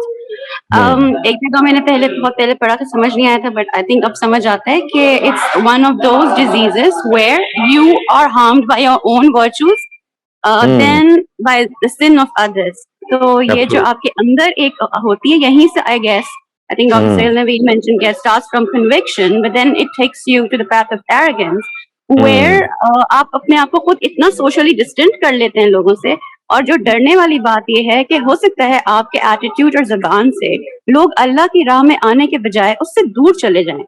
And I think اس سے بڑا I'm sorry I'm outside actually, so اس سے بڑا I think صدمے کی بات کوئی نہیں ہے, اس سے بڑی کوئی کیا کہنا چاہیے disastrous بات کوئی نہیں ہے کہ آپ کی اپنی جو آپ کے اندر conceited self belief تھی, اس کی وجہ سے آپ نے لوگوں کو اچھی راہ سے دور کر دیا. So I think ہم سب کو بس یہی سوچنا چاہیے, as soon as you start judging others, just thank Allah for giving you the privilege to have good company of people so that you can, you could work on certain aspects of your life. And دعا کریں دوسروں کے لیے. مجھے لگتا ہے سب سے زیادہ آپ کی سیلف رائٹس کو کمی کرنے کے لیے سب سے بڑا ہتھیار دعا ہے. جو آپ کو اچھے نہیں لگتے لوگ, ان کی کوئی بھی چیز آپ کو اچھی نہیں لگتی, to bring down your ego, the first thing is say dua for people. Even if you've been wronged, even if you feel that they are the ones to improve themselves, say dua for them. یہ مجھے کہنا تھا. Thank you. جی بہت بہت شکریہ ناجیہ, آپ نے بہت اہم بات بتائی ہے, اور جیسے کہ ڈاکٹر سہیل نے بھی بتایا, آپ نے بھی ٹچ اپون کیا کہ یعنی اس کا جو دوسرا عظیم نقصان ہوتا ہے کہ you are harmed by your own virtue, کہ آپ you become a narcissistic personality, آپ خود پسند ہو جاتے ہیں, اتنا زیادہ خود پسند ہو جاتے ہیں کہ آپ کو اپنے اندر خوبیاں نظر آتی ہیں, دوسروں کے اندر خامیاں نظر آتی ہیں, اور الٹیمیٹلی یہ جگہ وہ ہو جاتی ہے کہ جہاں پھر آپ اس جگہ پہ پہنچ جاتے ہیں کہ اپنے آپ کو آپ بس مطلب خدائی کی جگہ پہ پہنچا دیتے ہیں وداؤٹ ٹیکنگ دا نیم, کہ یو بیکم کہ آپ ہر لحاظ سے پرفیکٹ ہیں. تو ایسا شخص جو ہے وہ آبویسلی کبھی بھی لوگوں کے درمیان گھل مل نہیں سکے گا, وہ کبھی بھی اپنے دوست اپنے پاس نہیں رکھ سکے گا. ہمیشہ ایسے لوگ جو اس کے یس مین ہوں گے وہی اس کے آس پاس رہیں گے. اور پھر سب سے بڑی بات یہ کہ آپ اصل میں جب اپنے آپ کو اوور بیئرنگ یا اوور پاور یا اوور ویلم کروانے کی کوشش کرتے ہیں دوسروں کے اوپر, تو بہت جلد یہ آپ کو ہمیشہ احساس ہونا شروع ہو جاتا ہے کہ ایسے شخص کا جو انجام ہے وہ اسی جگہ پہ ہوتا ہے کہ he becomes the loneliest person on earth, because you see even the henchmen they know کہ بھئی اگر میں نے یس کی تو میری زندگی ہے ان کے ساتھ, ورنہ میں بھی نکالا جاؤں گا. تو یہ سب سے بڑا, یعنی نقصانات تو خیر عظیم اور بھی ہیں, لیکن you become the loneliest person and آپ کا کوئی حقیقی دوست نہیں ہوتا, کوئی آپ کا حقیقی خیر خواہ نہیں رہتا. تو جی بالکل صحیح آپ نے توجہ دلائی, thank you. Next up we have Riyaz Khan. Please go ahead. السلام علیکم ڈاکٹر. میرے خیال میں also یہ جو self righteousness has also comes from the place of power. Life gives us all the opportunities to negotiate our virtues and our character in different ways. اگر آپ کی فیملی ہے تو آپ کو فیملی کے ساتھ آپ وہی رویہ نہیں کر سکتے جو آپ کام میں کرتے ہیں, یا پلیس آف پوزیشن میں آپ جو ہے جو آپ ایکسرسائز کرتے ہیں. When you feel that you are you're right, or you sort of impose your righteousness on others. So out of the opportunity, or out of the position of dominance that you try to impose, I think that is very critical, because then you discourage others from communication. And I think somebody has also suggested that then you lose the people who can influence you and make you a better person. Absolutely correct. Thank you, Rasa. Thank you. Next up we have Ghazal. Please go ahead. Thank you. Doctor Shahzad, بہت ہی important topic ہے. میں نے اس پہ جب میں غور کرتی ہوں تو مجھے لگتا ہے کہ ہم نے اس کو کبھی ایز اے سن نہیں سمجھا, بٹ مجھے غور کرنے سے لگتا ہے کہ یہ ایک ایسا گناہ ہے, ایک ایسا سن ہے جس کو شاید ہم سیلف رائٹیسنس کا نام دے رہے ہیں, اور ہم سمجھتے ہیں کہ ہم جو کر رہے ہیں بالکل ٹھیک کر رہے ہیں. کبھی کبھی ہمیں رائٹیسنس اینڈ سیلف رائٹیسنس میں لائن ڈرا کرنے کی ضرورت ہوتی ہے, کبھی نہیں بلکہ ہر وقت ہی ضرورت ہوتی ہے. We wanna be righteous but we are going on the path of self righteousness, جو کہ ہمیشہ ہمیں مس لیڈ کرنا ہوتا ہے. ایک بڑی انٹرسٹنگ چیز میں نے کہیں پڑھی کہ سیلف رائٹیسنس جو ہے یہ اٹیمپٹ ہے ٹو میٹ اللہ standard based upon one's own merit. تو یہ مجھے بہت خوبصورت چیز لگی ہے کہ ہم رائٹیسنس کے جتنے اسٹینڈرڈس ہیں ان کو میٹ کرنے کے بجائے سیلف رائٹیسنس کے اسٹینڈرڈ میٹ کرنے لگ جاتے ہیں. And as other participants mention کہ آپ کمپیشنیٹ نہیں رہ جاتے, آپ ایروگینٹ ہیں, آپ جو ہے آپ کے اندر ایگو ڈیولپ ہونے لگتی ہے. So I find these two things very compelling and beautiful کہ کہیں لائن ڈرا کریں what is righteousness and what is self righteousness. بہت اچھا آپ نے بتایا کہ آپ خدا کے معیار سے اپنے آپ کو اس معیار میں ڈالنا شروع کر دیتے ہیں, اور we have to draw a line between righteousness and self righteousness. اور ٹھیک ہے جی, بس these points are very well taken. Thank you. Currently we don't have any more raised hands for discussion, so we'll move over to the Q&A. Sayyid Farhan, please go ahead. جی السلام علیکم doctor صاحب. Doctor صاحب آپ نے السلام علیکم پر بات کی, اور مجھے یاد پڑتا ہے سورہ ہود کی آیت نمبر 73 ہے, اس کے الفاظ ہے وبرکاتہ علیکم اہل البیت.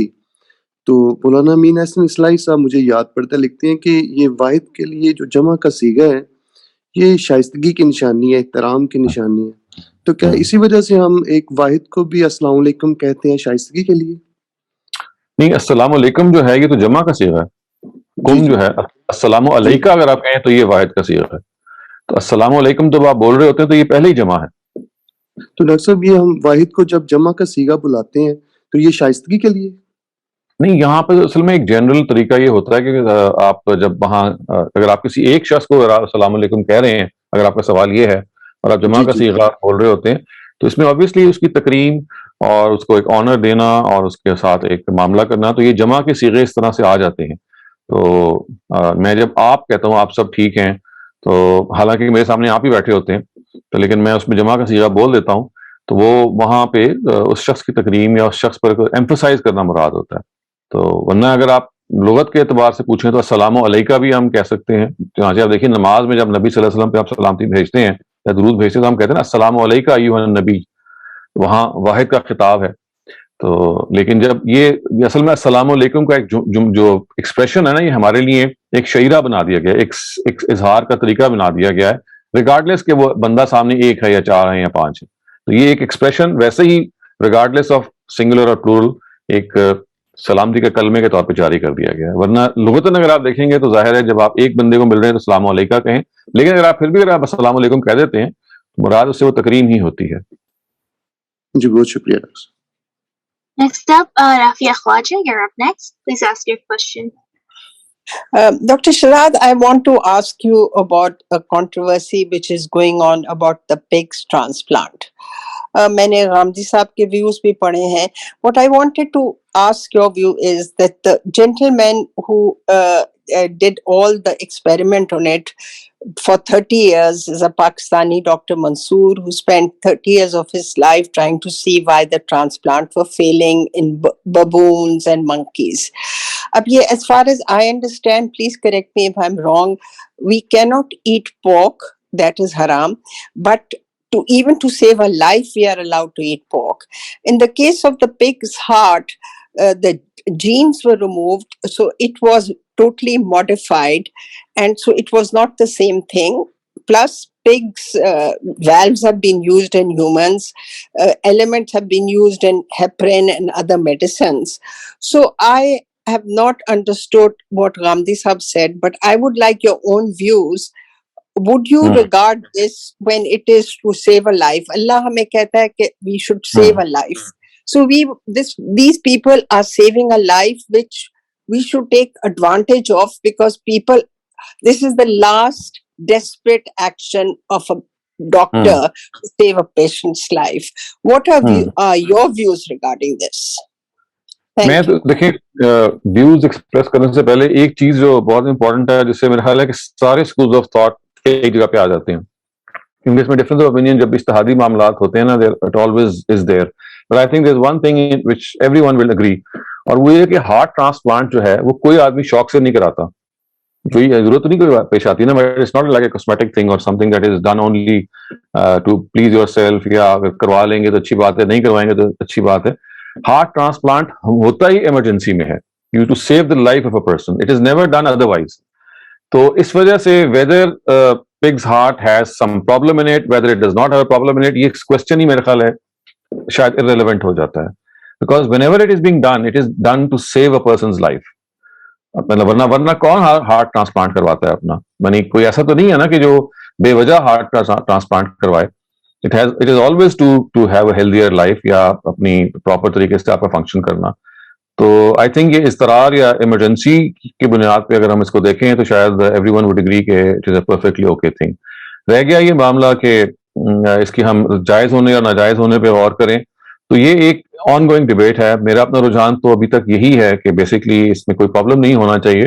مجھے اپنے استاذ کی بات ابھی میں اس سے اتفاق نہیں کر پا رہا ہوں جو انہوں نے کہی ہے کہ یہ اس کا افیکٹ ہوتا ہے آپ پہ, انسان پہ. میرا اپنا ہی خیال ہے جیسے آپ نے کہا کہ وہ اس کی جینز کو ریموو کر کے وہ ایک نئی شیپ میں انسان کے اندر ڈال دیا گیا ہے, اور اب وہ it's just like a pumping, it's an organ which pumps blood, اور it's like a mechanical thing. یعنی ایک چیز ہے نا جو آپ کی جسم کا حصہ تو بن گئی ہے, لیکن it is not some thing which is now part of your diet in any way. جیسے کہ ہم کہتے ہیں نا کہ اگر آپ ایسے جانوروں کا گوشت کنزیوم کرتے ہیں which becomes part of your diet or becomes part of your body, جو درندے ہیں تو آپ میں بھی درندگی آ سکتی ہے. تو اگر یہ مان بھی لیا جائے کہ پگ کے اندر یا سور کے اندر درندگی موجود ہے, جو کہ ظاہر ہمیں پتہ ہے, لیکن اس کا جو افیکٹ ہے وہ تو اس کے چاہیے as an organ which is just pumping blood. یہ میں ابھی تک میری ڈسکشن ہوئی ہے استاد سے, لیکن ابھی تک کوئی کنکلوسیو جگہ پہ ہم نہیں پہنچے. تو میں still it's a discussion that is still taking its shape, but other than that, because it is done in emergency, so therefore agar Dr. Muhyiddin ne ye kaam kiya hai to replace someone's heart after so much experimentation, so it has to be highly lauded and appreciated, and I for one would be in favor of it.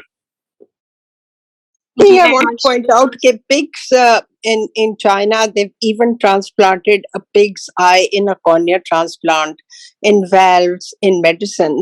So, Ghamidi Sahab ki ye baat ki it is najis and unclean, I'm sorry to say I've just not been able to appreciate or understand. But that's my opinion. Okay. Thank you. Thank you. Habib Raja, you're up next. Please go ahead. السلام علیکم. Doctor صاحب بہت بہت شکریہ. جو دو topic آج آپ نے کیے بائبل کے, because I am a student of Bible and involve in دعوت non Muslim especially in America.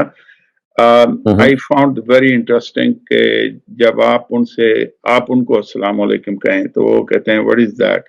I always say, look, John chapter 20 verse 19 اور 21, یہ دو آیتیں ہیں جس میں مطلب دو ورسز ہیں جس میں حضرت عیسیٰ علیہ السلام he goes into the upper room and the first thing he says to his disciple السلام علیکم. جی بالکل ایسا ہی exactly اس کا یعنی ارامک میں ٹرانسلیٹ کریں تو السلام علیکم بنتا ہے. So just to bring their attention to that point, and the same thing was said in Luke chapter 24 verse 36, اور Old Testament میں بھی 43 Genesis اور Judges میں حضرت داؤد علیہ السلام نے جب وہ گئے تو انہوں نے بھی کہا السلام علیکم. So that's something that very powerful to give them a message, and instead of saying hello, how are you doing, yes, Assalamu alaikum, you say, why did you say that? Then I bring it back to comparison between the second thing, the repentance. This is the same thing that I use. This is a very good thing, the two examples that you gave. On the top of that, I see it's a little bit more practical if you say, look, because the Christians believe in the atonement, and I mentioned those verses like Mark chapter 1 verse 4, Mark chapter 2 verse 17, جس میں سب سے interesting کیا کہ I came for repentance, not for sacrifice. Right. So those are the things that we sometimes it gives us a chance to do the dawah to the non-Muslims. Thank you very much, Habib Raja Sahab. Yes, you referenced it well. ارمائک میں بالکل الفاظ اسی طرح سے ہیں سلام علیکم اگر آپ ان کو ٹرانسلیٹ کریں, اور ٹرانسلیشن میں چونکہ ہمارے ہاں تھوڑا سا معاملہ رہا ہے, لیکن یہ دیکھیے جیسے اور بہت ساری ٹریڈیشنز میں چیزیں کامن ہیں, کیونکہ اللہ تعالیٰ کے جو پیغمبر ہیں وہ تو یہ کہتے ہیں نا کہ حضرت ابراہیم کی پریکٹسز ہیں, یہ جو سننا ہے جتنی بھی اسٹیبلش سنن ہیں ان میں سے السلام علیکم بھی ایک سنت ہے. This is actually started from حضرت ابراہیم. سو آپ کو اولڈ ٹیسٹمنٹ میں نیو ٹیسٹمنٹ میں ان کا تذکرہ مل جائے گا. اور یہ جو الحمدللہ ہے یہ تو آپ دیکھیے جب آپ چھینک مارتے ہیں تو جو ساری ہماری ویسٹرن ٹریڈیشن جب بلیس یو کہتی ہے تو وہ اسی یرحمک اللہ ہی کو بیان کرتی ہے. جب ہم الحمدللہ کہتے ہیں آگے سے وہ بلیس یو کہتے ہیں, یا ہاللولیہ جو ہے یہ ایکچولی اس کا ترجمہ ہے الحمدللہ. الحمدللہ ایکچولی ہاللولیہ الحمدللہ. تو یہ جو ہاللولیہ کی جتنی بھی ان کی سامز میں دوسرا بھی اس کو یا اللہ, ہاں جی, لیکن جو اس کا ڈومیننٹ جو اس پہ ترجمہ ہے وہ this is what I have read in my research کہ دس از بیسیکلی الحمدللہ کا ایک ایگزیکٹ ٹرانسلیشن ہے. تو you will find so much in common between our traditions, کیونکہ یہ بیسیکلی ابراہمک فیتھس ہیں. And being the Abrahamic faiths, of course, they are bound to have so many commonalities. اور پھر سب سے بڑی بات یہ کہ اللہ تعالیٰ ہی کے ساتھ پیغمبر ہیں, ایک ہی سورس سے سارے ہیں. So all these practices are very similar to one another. But thank you very much for enlightening us. Next up we have Dr. Saleem. Please go ahead. میرا ایک کامنٹ اور ایک کوشچن ہے. کامنٹ یہ ہے کہ یہ جو پوک کی ڈیبیٹ چل رہی ہے اس میں تھوڑی سی کنفیوژن دور کرنا چاہتا ہوں. بہت سارے لوگوں کے ذہن میں یہ کنفیوژن ہے, رافع خواجہ صاحب نے بھی اس کو ہائی لائٹ کیا کہ یہ جو ہارٹ کو جو موڈیفائی کیا گیا ہے اس کو اس طرح سے کمپلیٹلی موڈیفائی کر دیا گیا ہے اس ہارٹ کو ٹرانسپلانٹ سے پہلے. یہ ایسا نہیں ہے. اس ہارٹ کے اندر 10 جینز کو موڈیفائی کیا گیا ہے, 10 جینز کو, اور یہ 10 جین کو اسپیسیفکلی ریسیپینٹ کی یعنی کہ جس انسان میں اس کو لگایا گیا ہے اس کی اور ڈونر کے ہارٹ کی امیونٹی کو موڈیفائی کرنے کے لیے کیا گیا ہے, تاکہ ریسیپینٹ جو اس آدمی کے اندر لگایا گیا ہے وہ اس کو اس کے خلاف اینٹیجینک یا آٹو امیون رسپانس ماؤنٹ نہ کرے. تو ایک تھوڑی سی کنفیوژن چل رہی ہے غامدی صاحب کے ویڈیو کے پاس کہ دل کو چینج کر دیا گیا. بالکل چینج نہیں کیا گیا, صرف 10 جینز کو اس میں چینج کیا جن کا تعلق صرف ٹرانسپلانٹ امیونٹی سے ہے, کسی بھی قسم کے کسی بیہیویئر سے اس کا تعلق نہیں ہے. کیونکہ ایز سچ بیہیویئر جینز تو as such they don't exist as such جو کہ آپ اسپیسیفائی کر سکیں کہ یہ بیہیویئر. تو ایک تھوڑا سا یہ کنفیوژن دور کر دینی چاہیے. دوسرا میرا جو کوشچن ہے آپ سے وہ بھی اس سے تھوڑا سا ریلیٹڈ ہے اور تھوڑا سا ان ریلیٹڈ بھی ہے. پچھلے دنوں میں غامدی صاحب کے فطرہ کے اوپر میں لٹریچر جمع کر کے اور اس کو مختلف اینگل سے تھوڑا اسیس کر رہا تھا. ان کی جو 23 آبجیکشن میں بھی بہت اچھی 6-7 قسطیں ہیں فطرہ پہ, اور اس کے علاوہ بھی پروگرام ہے. تو غامدی صاحب سلیم صاحب یہ جو فطرہ کی جب غامدی صاحب بات کرتے ہیں تو 2 چیزیں کہتے ہیں انسٹنکچوئل جو ہمارے اندر وہ کہتے ہیں ڈالی گئی ہیں, ایک تو خیر اور شر کا فرق, ٹھیک ہے, اور ایک وحدانیت اللہ تعالیٰ کے ہونے کا وجود, یہ انسان کی فطرہ میں we are born with it, جسے ہم انسٹنکٹ یا انٹیویشن کہتے ہیں. ایک بات کا غامدی صاحب اور بھی تذکرہ کرتے ہیں, وہ ہم کہتے ہیں ہماری انٹیویشن کے اندر ہے طیبات اور خبیثات کا فرق. ٹھیک ہے. وہ یہ کہتے ہیں کہ انسان کو جو قرآن نے جو چیزیں ہمیں کچھ بتائی ہیں اس کے علاوہ جتنے بھی کنٹروورشل میٹرز ہیں وہ انسٹنکچوئل ہے. ہمیں جو ہے یہ ہمیں خود ہی پتہ چل جاتا ہے کہ طیبات کون سے ہیں، خبیثات کون سے ہیں. تو اس پہ میں آپ کو اوپینین جاننا چاہتا ہوں کہ ہم اگر اس وقت دنیا کو دیکھیں تو دنیا کے مثال کے طور پہ جو ڈومیننٹ کرسچن ریلیجن ہے جس میں پوک الاؤ ہے، یا چائنا ہے جو کہ مطلب دنیا کے اگر اب چائنیز آبادی اور کرسچن آبادی کو ملا لیں تو that's almost pretty much 2/3 or even more than that the population of the world. تو ان کی فطرہ جو ہے they allow them to eat pork, they allow them to eat many other animals جو ہمارے لیے خبیثات ہو، ٹھیک ہے نا، کیڑے مکوڑے، انسیکٹ، آرتھروپوڈز اور اس طرح کی چیزیں. تو اس پوائنٹ پہ آپ کا کیا اوپینین ہے کہ کیا ہماری فطرہ پھر انسان کی فطرہ اس کو کس طرح سے اجازت دیتی ہے یہ چیزیں کرنے کی؟ تو میں اس کو ایسے سمجھتا ہوں کہ دیکھیے ہیومینٹی کو جب آپ دیکھتے ہیں تو ایز اے ہول دیکھیں، جب سے انسان پیدا ہوا ہے اس وقت کی جو 7 بلین کی پاپولیشن ہے یا 100 سال پہلے کی، وہ تو ریفلیکٹیو نہیں ہے نا پوری انسانیت کی. تو اگر آپ کلیکٹیولی حضرت آدم سے لے کے جو نون ریکارڈ ہے اور انسانوں کے بارے میں جو ہمیں معلومات ملتی ہیں ان کی فطرت کے بارے میں اگر آپ جان لیں تو ہم سب کو یہ محسوس ہوگا کہ کچھ چیزیں جو مذہبی لحاظ سے جائز کر دی گئی. جیسے سور کی جو بحث ہے آپ کو پتا ہے کہ ان کے ہاں بھی ناجائز ہی رہا ہے، لیکن کسی وجہ سے تو اس کو آپ اگر سائڈ پہ رکھ لیں تو کیونکہ یہ ایک مذہب سے پیدا ہوئی بھی بحث ہے، مذہب سے اگر آپ ان کی ثابت کر دیں گے، ان کو بتا دیں گے تو وہ بھی مان جائیں گے. زیادہ امپورٹنٹ یہ چائنیز انحراف کہہ لیں آپ، یا وہ اس وقت کا ان کا ہے جس میں چپکلیاں، مینڈک، کتے وغیرہ سب کھاتے ہیں. تو آئی تھنک یہ اگر آپ you spread this whole issue to all humanity ever since the record ہمارے پاس اویلیبل ہے، تو یو ول فائنڈ کہ یہ ڈومیننٹ ابھی بھی یہی ہے کہ چیز اس کی حق میں ہے کہ ان چیزوں کو لوگوں نے اپنی فطرت سے ایسی اباہ ہی محسوس کی ہے. اور یہ ایک خاص پوائنٹ آف ٹائم میں آ کے ایسا محسوس ہوتا ہے کہ بعض فیکٹرز کی وجہ سے اس انکلینیشن کی طرف ہماری جو فطرت ہے وہ مسخ ہوئی، یا اس کے اندر ایک نیا رجحان پیدا ہوا. تو یہ اس کا ظہور آپ کو یہ بتاتا ہے کہ بفور دیٹ ایسا نہیں تھا، اور انسان generally this was not what they were doing, لیکن at a certain point of time یہ کام جو ہے وہ because of certain sociological factors, certain other factors, اس کے اندر یہ چیز پیدا ہوئی ہے. تو یہ جو ٹوٹل ہیومینٹی کا سروے ہے، تو میں اس میں سمجھتا ہوں کہ اگر آپ اس کو سامنے رکھ کے فطرت کا فیصلہ کریں گے تو شاید سمجھنے میں آسانی ہو کہ collectively humanity ever since it was born has regarded these things to be not conducive. اور اس میں بعض گرے ایریاز بھی ہیں، یعنی جیسے کہ گو کے بارے میں دیکھیں نا، لیزرڈ ہے اتنا بڑا، مطلب آپ اس کو دیکھیں گے تو ڈر جائیں گے، لیکن عربوں میں وہ کھایا جاتا تھا اور اس کو ٹھیک سمجھا جاتا تھا. تو اس وجہ سے بعض there are certain gray areas، تو ان گرے ایریاز کو اپنی جگہ پہ اگر آپ رہنے دیں تو آپ کو محسوس ہوگا کہ ایک بہت بڑا جو ہیومینٹی کا حصہ ہے وہ کتے یا چیل یا کوے ان کے کھانے کے بارے میں ہمیشہ ابائی محسوس کرتا رہا. جی ہاں، یہی تقریباً مور اور لیس غامدی صاحب بھی انہی لائنز پہ جواب دیتے ہیں. اور جب ان کو پش کیا گیا 1-2 پروگرامز میں، اویس اقبال صاحب ہیں جو پہلے غامدی صاحب کا میرا خیال میں جیو ٹی وی پہ آتا تھا، وہ پش کرتے تھے غامدی صاحب کو ایز مچ ایز سمن کین پش سمن. تو وہ جب بہت پش کیا گیا تو غامدی صاحب کہتے تھے جی یہ اطلاق کی بحث ہے اور یہ استثناء کی بحث ہے، لیکن somehow it doesn't sit right with me کہ استثناء آپ کر رہے ہیں دنیا کی میجر پاپولیشن پہ. اور پھر ظاہر ہے دس بحث also leads to the fact کہ جیسے قرآن کے اندر یا ہمارے اندر کارنیورس کو کھانے کے لیے منع کیا گیا ہے. Why we are not allowed to eat carnivores? Pig جو ہے اس کو منع کیا گیا بیکاز آف کارنیور، لیکن جب ہم دیکھتے ہیں جو پگ ایٹنگ پاپولیشن ہے their morals are much better than us. دیکھیے وہ جو کارنیورس کھانے پہ جو انسان کی شخصیت پر مترتب اثرات ہیں وہ تو ظاہر ہے کہ آپ کی طبیعت کا ایگریشن یا طبیعت کے اندر خاص طرح کی بغاوت پیدا ہوتی ہے جو اس جانور میں ہوتی ہے جو کارنیورس ہوتا ہے. یہ تو وہ ایک اسٹڈی کا موضوع ہے، لیکن میں اس بارے میں آپ سے عرض کروں کہ اس وقت کی جو چائنا کی پاپولیشن کو دیکھ کے، اس وقت کی اگر دنیا کو دیکھ کے اگر ہم جج کریں گے تو واقعی فطرت کا اندازہ لگانا مشکل ہو جائے گا.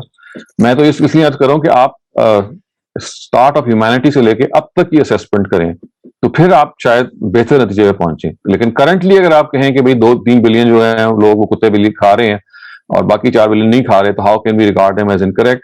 تو آئی تھنک یہ پھر حاضر کے حوالے سے تو ایک بحث آپ کی حق میں ہو جائے گی. وی ول تھنک کہ بھئی مشکل ہے، لیکن as a set collective humanity اگر آپ دیکھیں گے تو شاید ہمیں پکچر اور نظر آتی ہے. جی چلیں انشاءاللہ کبھی اس پہ آپ پورا پروگرام کیجیے گا، اس پہ پھر اس کے اوپر ڈیٹیل سے اس کے بارے میں آپ کے ویوز اور پھر اس پہ بات کریں گے انشاءاللہ. بہت بہت شکریہ. Next up we have Riyaz Khan. Please go ahead. السلام علیکم ڈاکٹر صاحب. سورہ انفال کی آیت نمبر 70 میں جب مسلمانوں کی یا مسلمان جو وہ کرتے ہیں پرزنرز آف وار لیتے ہیں مکہ کو جنہوں نے لڑا ان کے اگینسٹ, تو اللہ نے یہ کہا کہ جو رینسم لیتے ہیں مسلمان جو ہے ان سے, تو اللہ نے اس آیت میں یہ کہا کہ تم جو دو گے اس سے تمہیں اللہ اچھا دے گا اور تمہیں معاف بھی کر دے گا. تو یہ ریفرنس اس آیت سے تو ایسے لگتا ہے کہ یہ جو مکن سے لڑے تھے جس بیسس پہ لڑا گیا تھا کہ وہ شرک ورسس اسلام, تو یہ ایسے لگتا ہے کہ اللہ نے ان کو بلینکٹلی جو ہے یہ کہہ دیا کہ آپ کو جو ہے اچھا مل جائے گا جو آپ دو گے رینسم, اور پھر اللہ آپ کو برکت بھی دے گا اور معاف بھی کرے گا. یہ ذرا میرا سوال. دیکھیں اس کو آپ پہلے پس منظر سے سمجھیے اور وہ سورہ محمد میں جو آیتیں آئی ہیں ان کی روشنی میں سمجھیے. یہ تو اصل میں جو آیت ہے جو آپ پڑھ رہے ہیں سورہ انفال کی, جس میں شاید اس طرح کے الفاظ آتے ہیں نا, ما کان للنبی ان یکون لہ اسرا, شاید یہ آیت ہے کہ کسی نبی کے لیے زیبا نہیں ہے کہ وہ قیدی بنائے اور اس کے لیے پھر خورزی کا حتیٰ یسخنہم فی الارض. یہ اس کے بعد والی, یہ 70 والی اس کے بعد ہے. ہاں, تو اس کے بعد ہے نا فیما اخذتم بہ, جو تم نے کیا تھا شاید اس پہ تمہیں بہت عذاب آتا. تو یہاں یہ میں نے ایکچولی حصہ پڑھایا ہوا ہے اسی سیریز میں, اور یہ بتایا کہ دیکھیے یہاں پہ خطاب مسلمانوں سے نہیں ہے بلکہ قریش سے ہے, اور یہ جو عذاب کی جو وعید سنائی جا رہی ہے یہ ان کے لیے ہے. یہ ہمارے ہاں چونکہ وہ الفاظ یہاں سے شروع ہو گئے نا, ما کان للنبی ان یکون لہم اسرا سے, کہ پیغمبر کو کہا جا رہا ہے, وہاں پہ جو خطاب کی تبدیلی ہوتی ہے وہ الفاظ آتے ہیں کہ تریدون عرض الدنیا, تم تو دنیا کے طالب ہو. تو یہاں یہ خطاب ایک دم سے قریش کی طرف شفٹ ہو گیا اور وہاں ان کو پھر تنبیہ کی گئی ہے. تو یہ ایک بات ہے. اور دوسری بات یہ ہے کہ سورہ محمد, جس کا میں نے آپ کو بھی اشارہ کیا شروع میں, وہ بنیادی طور پہ یہ بتا رہی ہے کہ جنگی قیدیوں کے معاملے میں ہمارے پاس دو آپشنز کے علاوہ اور کوئی آپشن ہی نہیں ہے. یا آپ ان کو فدیے کے طور پہ رہا کریں گے, یا آپ فدیے کے طور پہ رہا نہیں کریں گے, آپ مفت میں رہا کریں گے. ان کو غلام بنانے کی تو آپشن ویسے ہی ختم کر دی گئی ہے. تو اس وجہ سے اگر آپ اس کو آپ الگ سمجھ لیں, اور سورہ انفال کی جو یہ آیتیں ہیں اگر آپ وہ حصہ دیکھ لیں, یا آپ تدبر قرآن پڑھ سکتے ہیں, استاد امین حسن اسلائی نے اس کو بہت اچھی طرح سے واضح کیا ہے کہ کیسے اس آیت سے بعض دفعہ جو مخاطب کا شفٹ ہوا ہے, یعنی شروع میں مخاطب ہیں پیغمبر اور بعد میں شفٹ ہو کے قریش کی طرف آ گئے ہیں, اور لوگوں نے اس شفٹ کو محسوس نہیں کیا. اور وہ جو آیت ہے تریدون عرض الدنیا, کہ تم دنیا چاہتے ہو, اس سے پیغمبر مراد لیے ہیں. اور اس میں یہ کہا ہے کہ سوائے حضرت ابوبکر کے سب کی رائے یہی تھی کہ قیدی بنائے جائیں, تو ان سب پہ عتاب ہوا ہے. اور یہ کہا گیا کہ یہ دنیا مال و متاع میں تم نے یہ کام کیا.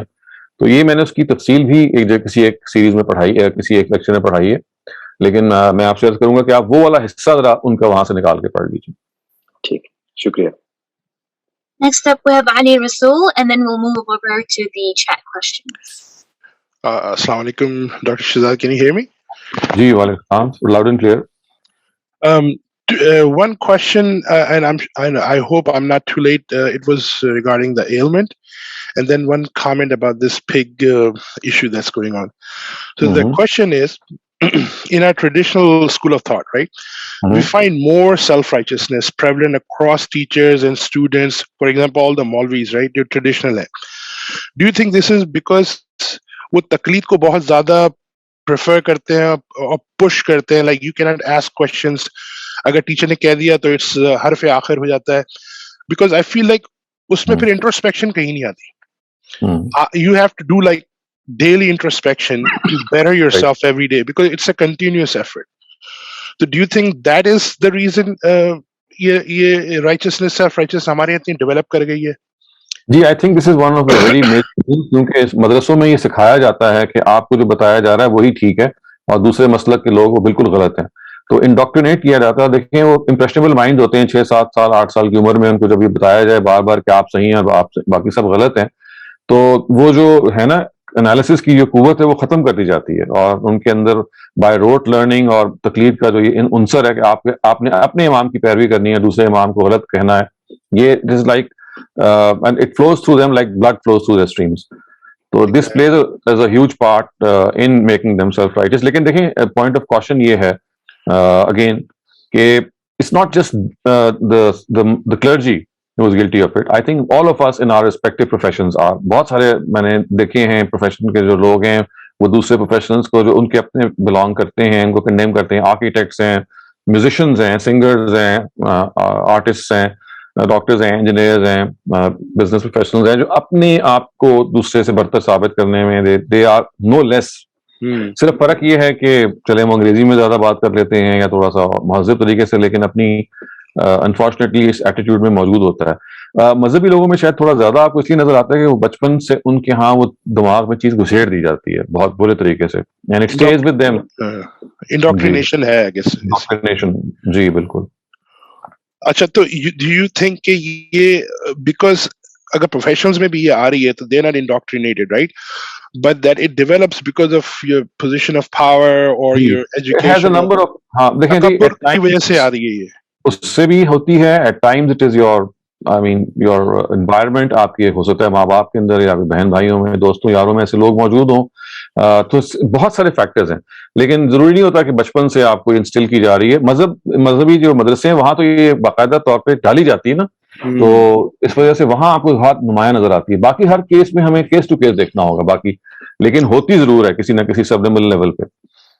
اوکے, تھینک یو ڈاکٹر صاحب. اچھا, میرا جو پک کا ڈسکشن چل رہا تھا, like with every thing Ghamidi صاحب سیز, ان کی اردو اتنی زیادہ کمال کی ہے کہ it takes time to understand him. تو میں نے بھی جب پہلی دفعہ سنا تھا, I was very surprise because میرے خیال میں this was a know Brenner. لیکن میں نے ان کو 2-3 دفعہ سنا تو وہ ایک ورڈ یوز کر رہے ہیں, استرار. استرار کا مطلب ہے کہ جب آپ کی جان پہ بنی ہوئی ہے تو اٹ از اوکے, بٹ وہ یہ بھی کہہ رہے ہیں کہ جب آپ کوئی بھی چیز کھاتے ہیں تو آپ کو یہ دیکھنا پڑے گا کہ اللہ نے حرام کیوں کیا ہے, اور حرام اس لیے کیا ہے کہ because of whatever consumption will end up in your body, right, because ہم جو بھی کھاتے ہیں it becomes a part of our body, being a mineral or whatever. تو ہم جیسے اگر سنگترا کھا رہے ہیں تو وائٹامن سی ہمارے جسم میں آ رہی ہے, وہ کہہ رہے ہیں کہ نجس چیز become a part of your body. So he is not stopping at pig only, he is seeing everything. So وہ یہ کہہ اچھا اینڈ جو انہوں نے کیا ہے کہ اس طرح کی صورت میں it's okay, but he will still prefer for himself that اگر ان کے ساتھ یہ ایشو ہو تو he would rather die then take this. So I think ان کا اپنے بارے میں اوپینین یہ ہے, انہوں نے ایسا بلینکٹ اس کو ڈسکریج نہیں کیا ہے. میرے خیال میں یہ سمجھنے میں ہمیں تھوڑی سی ایشو ہو رہا ہے. Thank you. دیکھیں یہ تو بالکل کلیئر بات ہے نا کہ استرار کا فیصلہ تو انسان خود کرتا ہے. کوئی آدمی کہہ سکتا ہے کہ استرار کے باوجود میں نے I'm not going to do it, مطلب کوئی آدمی کہہ سکتا ہے کہ کھانا میرے پاس نہیں ہے اور میں سور کا گوشت کھا سکتا ہوں لیکن I prefer death to eating this meat. یہ تو استرار کے بارے میں ایک پرسنل فیصلہ ہے, لیکن یہ فیصلہ ہماری پرسنل چوائس ہے. اس کو آپ دوسروں کے لیے نہیں عام کر سکتے, دوسروں کو بھی آپ چوائس ہی دیں گے. تو اس چوائس میں یہ ہوتا ہے کہ اگر کوئی پریفر کرتا ہے کہ جی میں نے سور کا گوشت کھانا ہے یا سور کا میں نے دل لگوانا ہے, اگر میں اس کو غلط بھی سمجھتا ہوں, تو وہ ایک موت اور زندگی اور موت کی سچویشن میں it becomes fine if a person benefits from it. If he doesn't, it is his own choice, but that choice has not, it cannot be enforced on other people. انہوں نے اپنی چوائس بیان کر دی, ہو سکتا ہے کسی اور کی بھی چوائس ہو, تو یہ پرسنل چوائس کا معاملہ ہے. لیکن اگر کوئی نہیں کرتا تو اس کو ہم یہ نہیں کہہ سکتے کہ اس نے غلط کیا. نہیں, آئی ڈونٹ تھنک کہ وہ بھی یہ کہہ رہے ہیں, وہ اپنی پرسنل چوائس ہی اس لیے بیان کر رہے ہیں. جی اسی لیے میں نے شروع میں کہا تھا یہ ڈبیٹ جو ہے شاید یہ boils down to one fact کہ بھائی کبھی ایمرجنسی کے علاوہ بھی سور کا دل لگایا جائے گا. تو if it is an emergency in all cases, تو the debate پھر inconclusive ہے, وہ اس کی ضرورت نہیں رہتی پھر. it will never become conclusive. کچھ لوگ اس کے حق میں ہیں, کچھ لوگ اس کے نہیں ہیں, لیکن سب اس پہ اتفاق رکھتے ہیں کہ بھئی اگر جان بچانی ہے تو آپ نے کام کرنا ہے. تو اب جان بچانے ہی کے لیے تو ہم اس وقت دل لگا رہے ہوتے ہیں, انلیس کہ کوئی ڈاکٹر ہمیں انلائٹن یہ کریں نہیں جی جان لگانے کے علاوہ بھی دل کو لگایا جا سکتا ہے. Thank you, ڈاکٹر صاحب. Thank you. We have a chat question that asks, can we write Salam alaikum instead of Assalamu alaikum? Some people think it's wrong to write Salam alaikum. What is the difference between I think this is basically اس کو ہم تخفیف کہتے ہیں. You reduce the structure of a word, اور یہ عام ہوتا رہتا ہے. آپ صرف سلام بھی کہہ دیتے ہیں, سلام کہہ دیا تو اس کا مطلب یہ ہوتا ہے کہ سلام ٹو یو. تو السلام اینڈ سلام virtually they amount to the same thing. As-salam, the alif lam is appended to the word salam, which means that all my salutations are for you. And virtually, آپ جب alif lam کو ہٹا دیتے ہیں, it is merely reducing a structure of the word without taking anything away from its meaning. تو اگر آپ سلام علیکم کہہ دیں یا صرف سلام بھی کہہ دیں, تو it is, I think, is perfectly okay. Thank you very much, Dr. Saleem. Amjad Khan, you're up next. Amjad Khan. جی السلام علیکم. وعلیکم السلام جی. مجھے ایک چیز پوچھنی کہ بہت جگہ سنا ہے کہ سورہ کہف کو پڑھنے کے لیے کہا گیا فرائیڈے کے دن, اور اس سے سننے میں آیا کہ وہ دجال سے نجات کے لیے یا اس سے بچنے کے لیے اس کو پڑھنے کے لیے کہا گیا. میری ویری لمیٹڈ, بہت لمیٹڈ, میں نے تھوڑی سی اس کی سورہ کہف کی انٹرپریٹیشن پڑھی اور اس کا ٹرانسلیشن پڑھی ہے. تھوڑا سا میں کنفیوز ہوں کہ اس میں تو وہ ان کی جو لوگ تھے وہ جو غار میں رہے جا کے, اور اس کے علاوہ کوئی کائنڈ آف, میں تھا یہ پتا کرنا چاہ رہا ہوں کہ اس کا کہاں سے کوئی لنک بنتا ہے اس کے ساتھ, دجال کے ساتھ. یہ میرا بیسیکلی کوشچن. تو میرا بھی ایگزیکٹلی آپ کی طرح ذہن میں بھی یہ سوال ہے, مجھے بھی اس روایت کی آج تک سمجھ میں نہیں آئی. سند کے لحاظ سے اگر کوئی چیز ٹھیک بھی ہو تو درایتن بھی ضروری ہوتا ہے اس چیز کا ٹھیک ہونا. اس سورہ کہف کی ان 10 آیات کا یا اس حصے کا جو کہا جاتا ہے کوئی لنک نہیں ہے دجال کے ساتھ, اور کوئی بھی تعلق نہیں پیدا کیا جا سکتا کھینچ تان کے بھی. اس وجہ سے میرا خیال ہے کہ وہ اس روایت کے اندر کوئی تفصیلات ہیں یا تو اومٹ ہو گئی ہیں یا راویوں نے اس میں کوئی خربت کی ہے. اگر اس کی سند کو ٹھیک بھی مان لیا جائے تب بھی وہ درایتن ایکسیپٹیبل نہیں ہے, کیونکہ جیسے آپ نے خود کہا کہ اس آیت جو آپ آیتیں پڑھ رہے ہیں اس کا دور سے بھی کوئی واسطہ نہیں ہے دجال سے یا کسی فتنے سے اپنے آپ کو بچانے میں. جی ہاں, اور 2-3 جگہوں پہ میں نے یوٹیوب پہ مجھے کچھ ناٹ ویری ایکسپیرینس لیکن کافی ویل نون کچھ لوگ ہیں جن کو میں نے سنا, انہوں نے اس کو کافی لائک آدھے گھنٹے سم ٹائمز ایک گھنٹے کے لیکچر میں انہوں نے ایکسپلین کیا, لیکن آنیسٹلی میرے تو بات اوپر سے گزر گئی, مجھے تو کوئی سمجھ نہیں آئی, کوئی مطلب ویری سوری ٹو سے, لیکن وہ بڑا does not make sense their lectures کہ وہ ان کا وہ they could not establish the connection between دجال اینڈ دوز سورہز ان سورہ کہف, آیات ان سورہ کہف. I totally agree.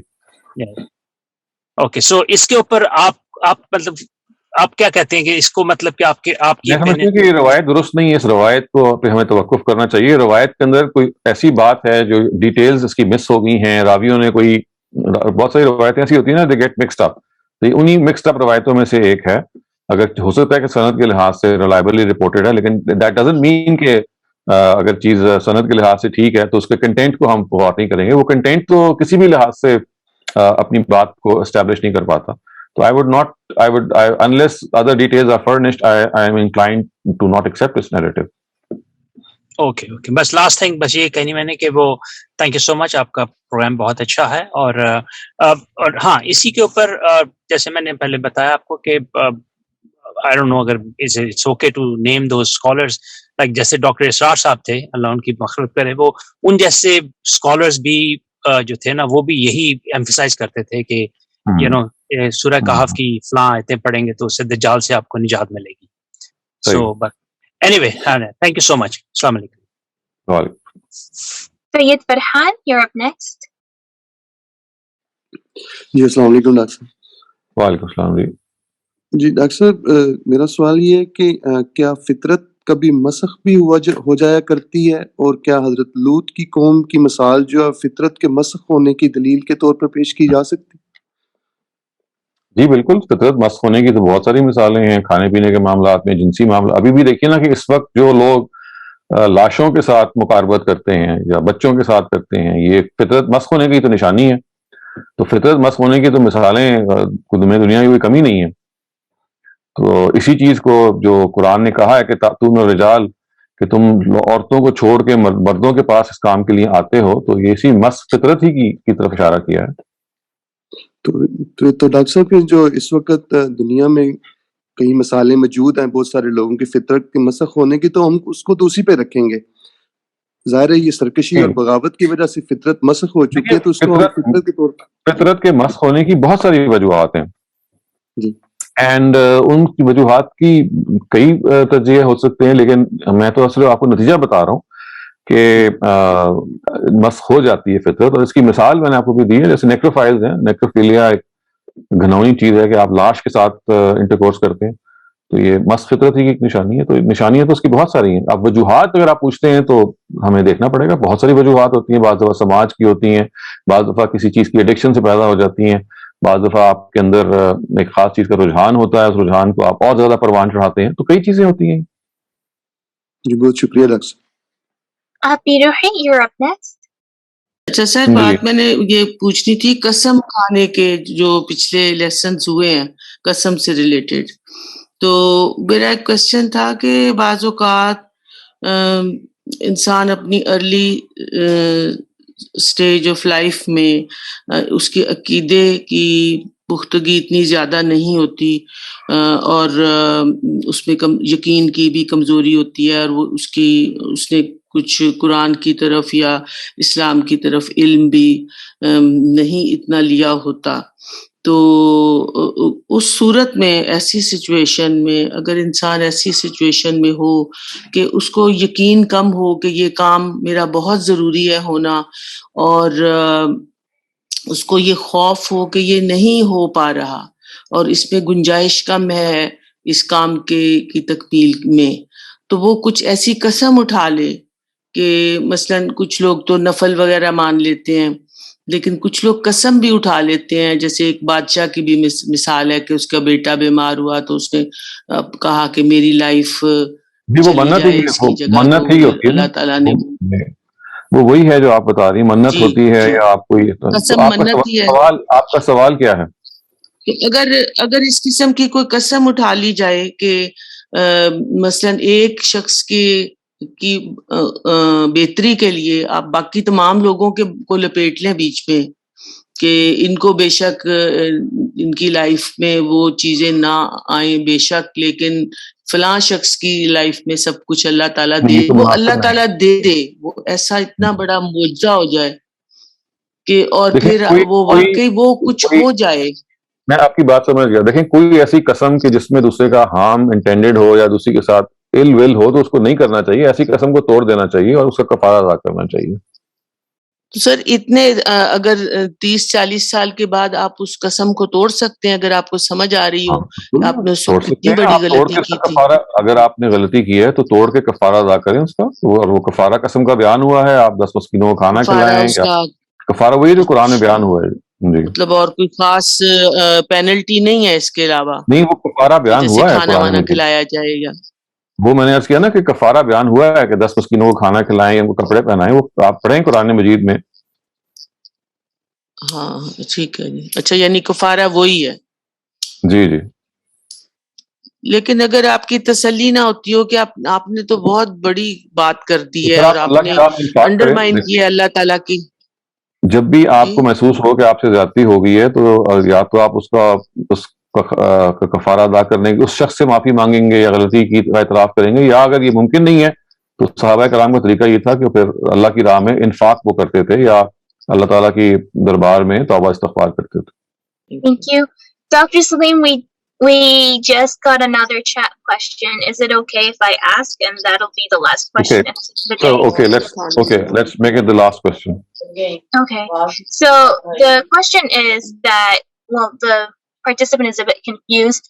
They say that the pig is an omnivore and generally scavenges for food, so we can't say that eating it will cause daradagi in humans. We can just say that it's not a clean animal and not fit for consumption.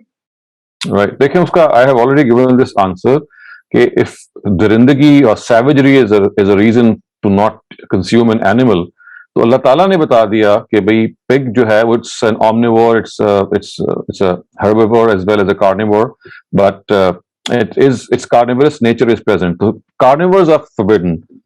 So because of the fact that the pig is also a carnivore, it has this element of carnivorous element in it. So therefore, uski bunyad pe we will regard it to be forbidden. Other than that, earlier than that, we were not ourselves capable enough to, pronounce the verdict whether the herbivorous nature is dominant over the carnivorous nature or vice versa. تو قرآن نے اللہ تعالیٰ نے یہ verdict دیا کہ جو herbivorous nature ہے that is less dominant and the carnivorous nature prevails over its herbivorous nature, which means that effectively it's a scavenger. آپ کہہ لیں it's like a carnivore. It is more of a carnivore. And because of the fact that all carnivores are prohibited, so therefore we would classify it in the same category. Thank you very much for the clarification, Dr. Saleem. That was it for today. Okay, inshallah. Khuda Hafiz. We'll see each other.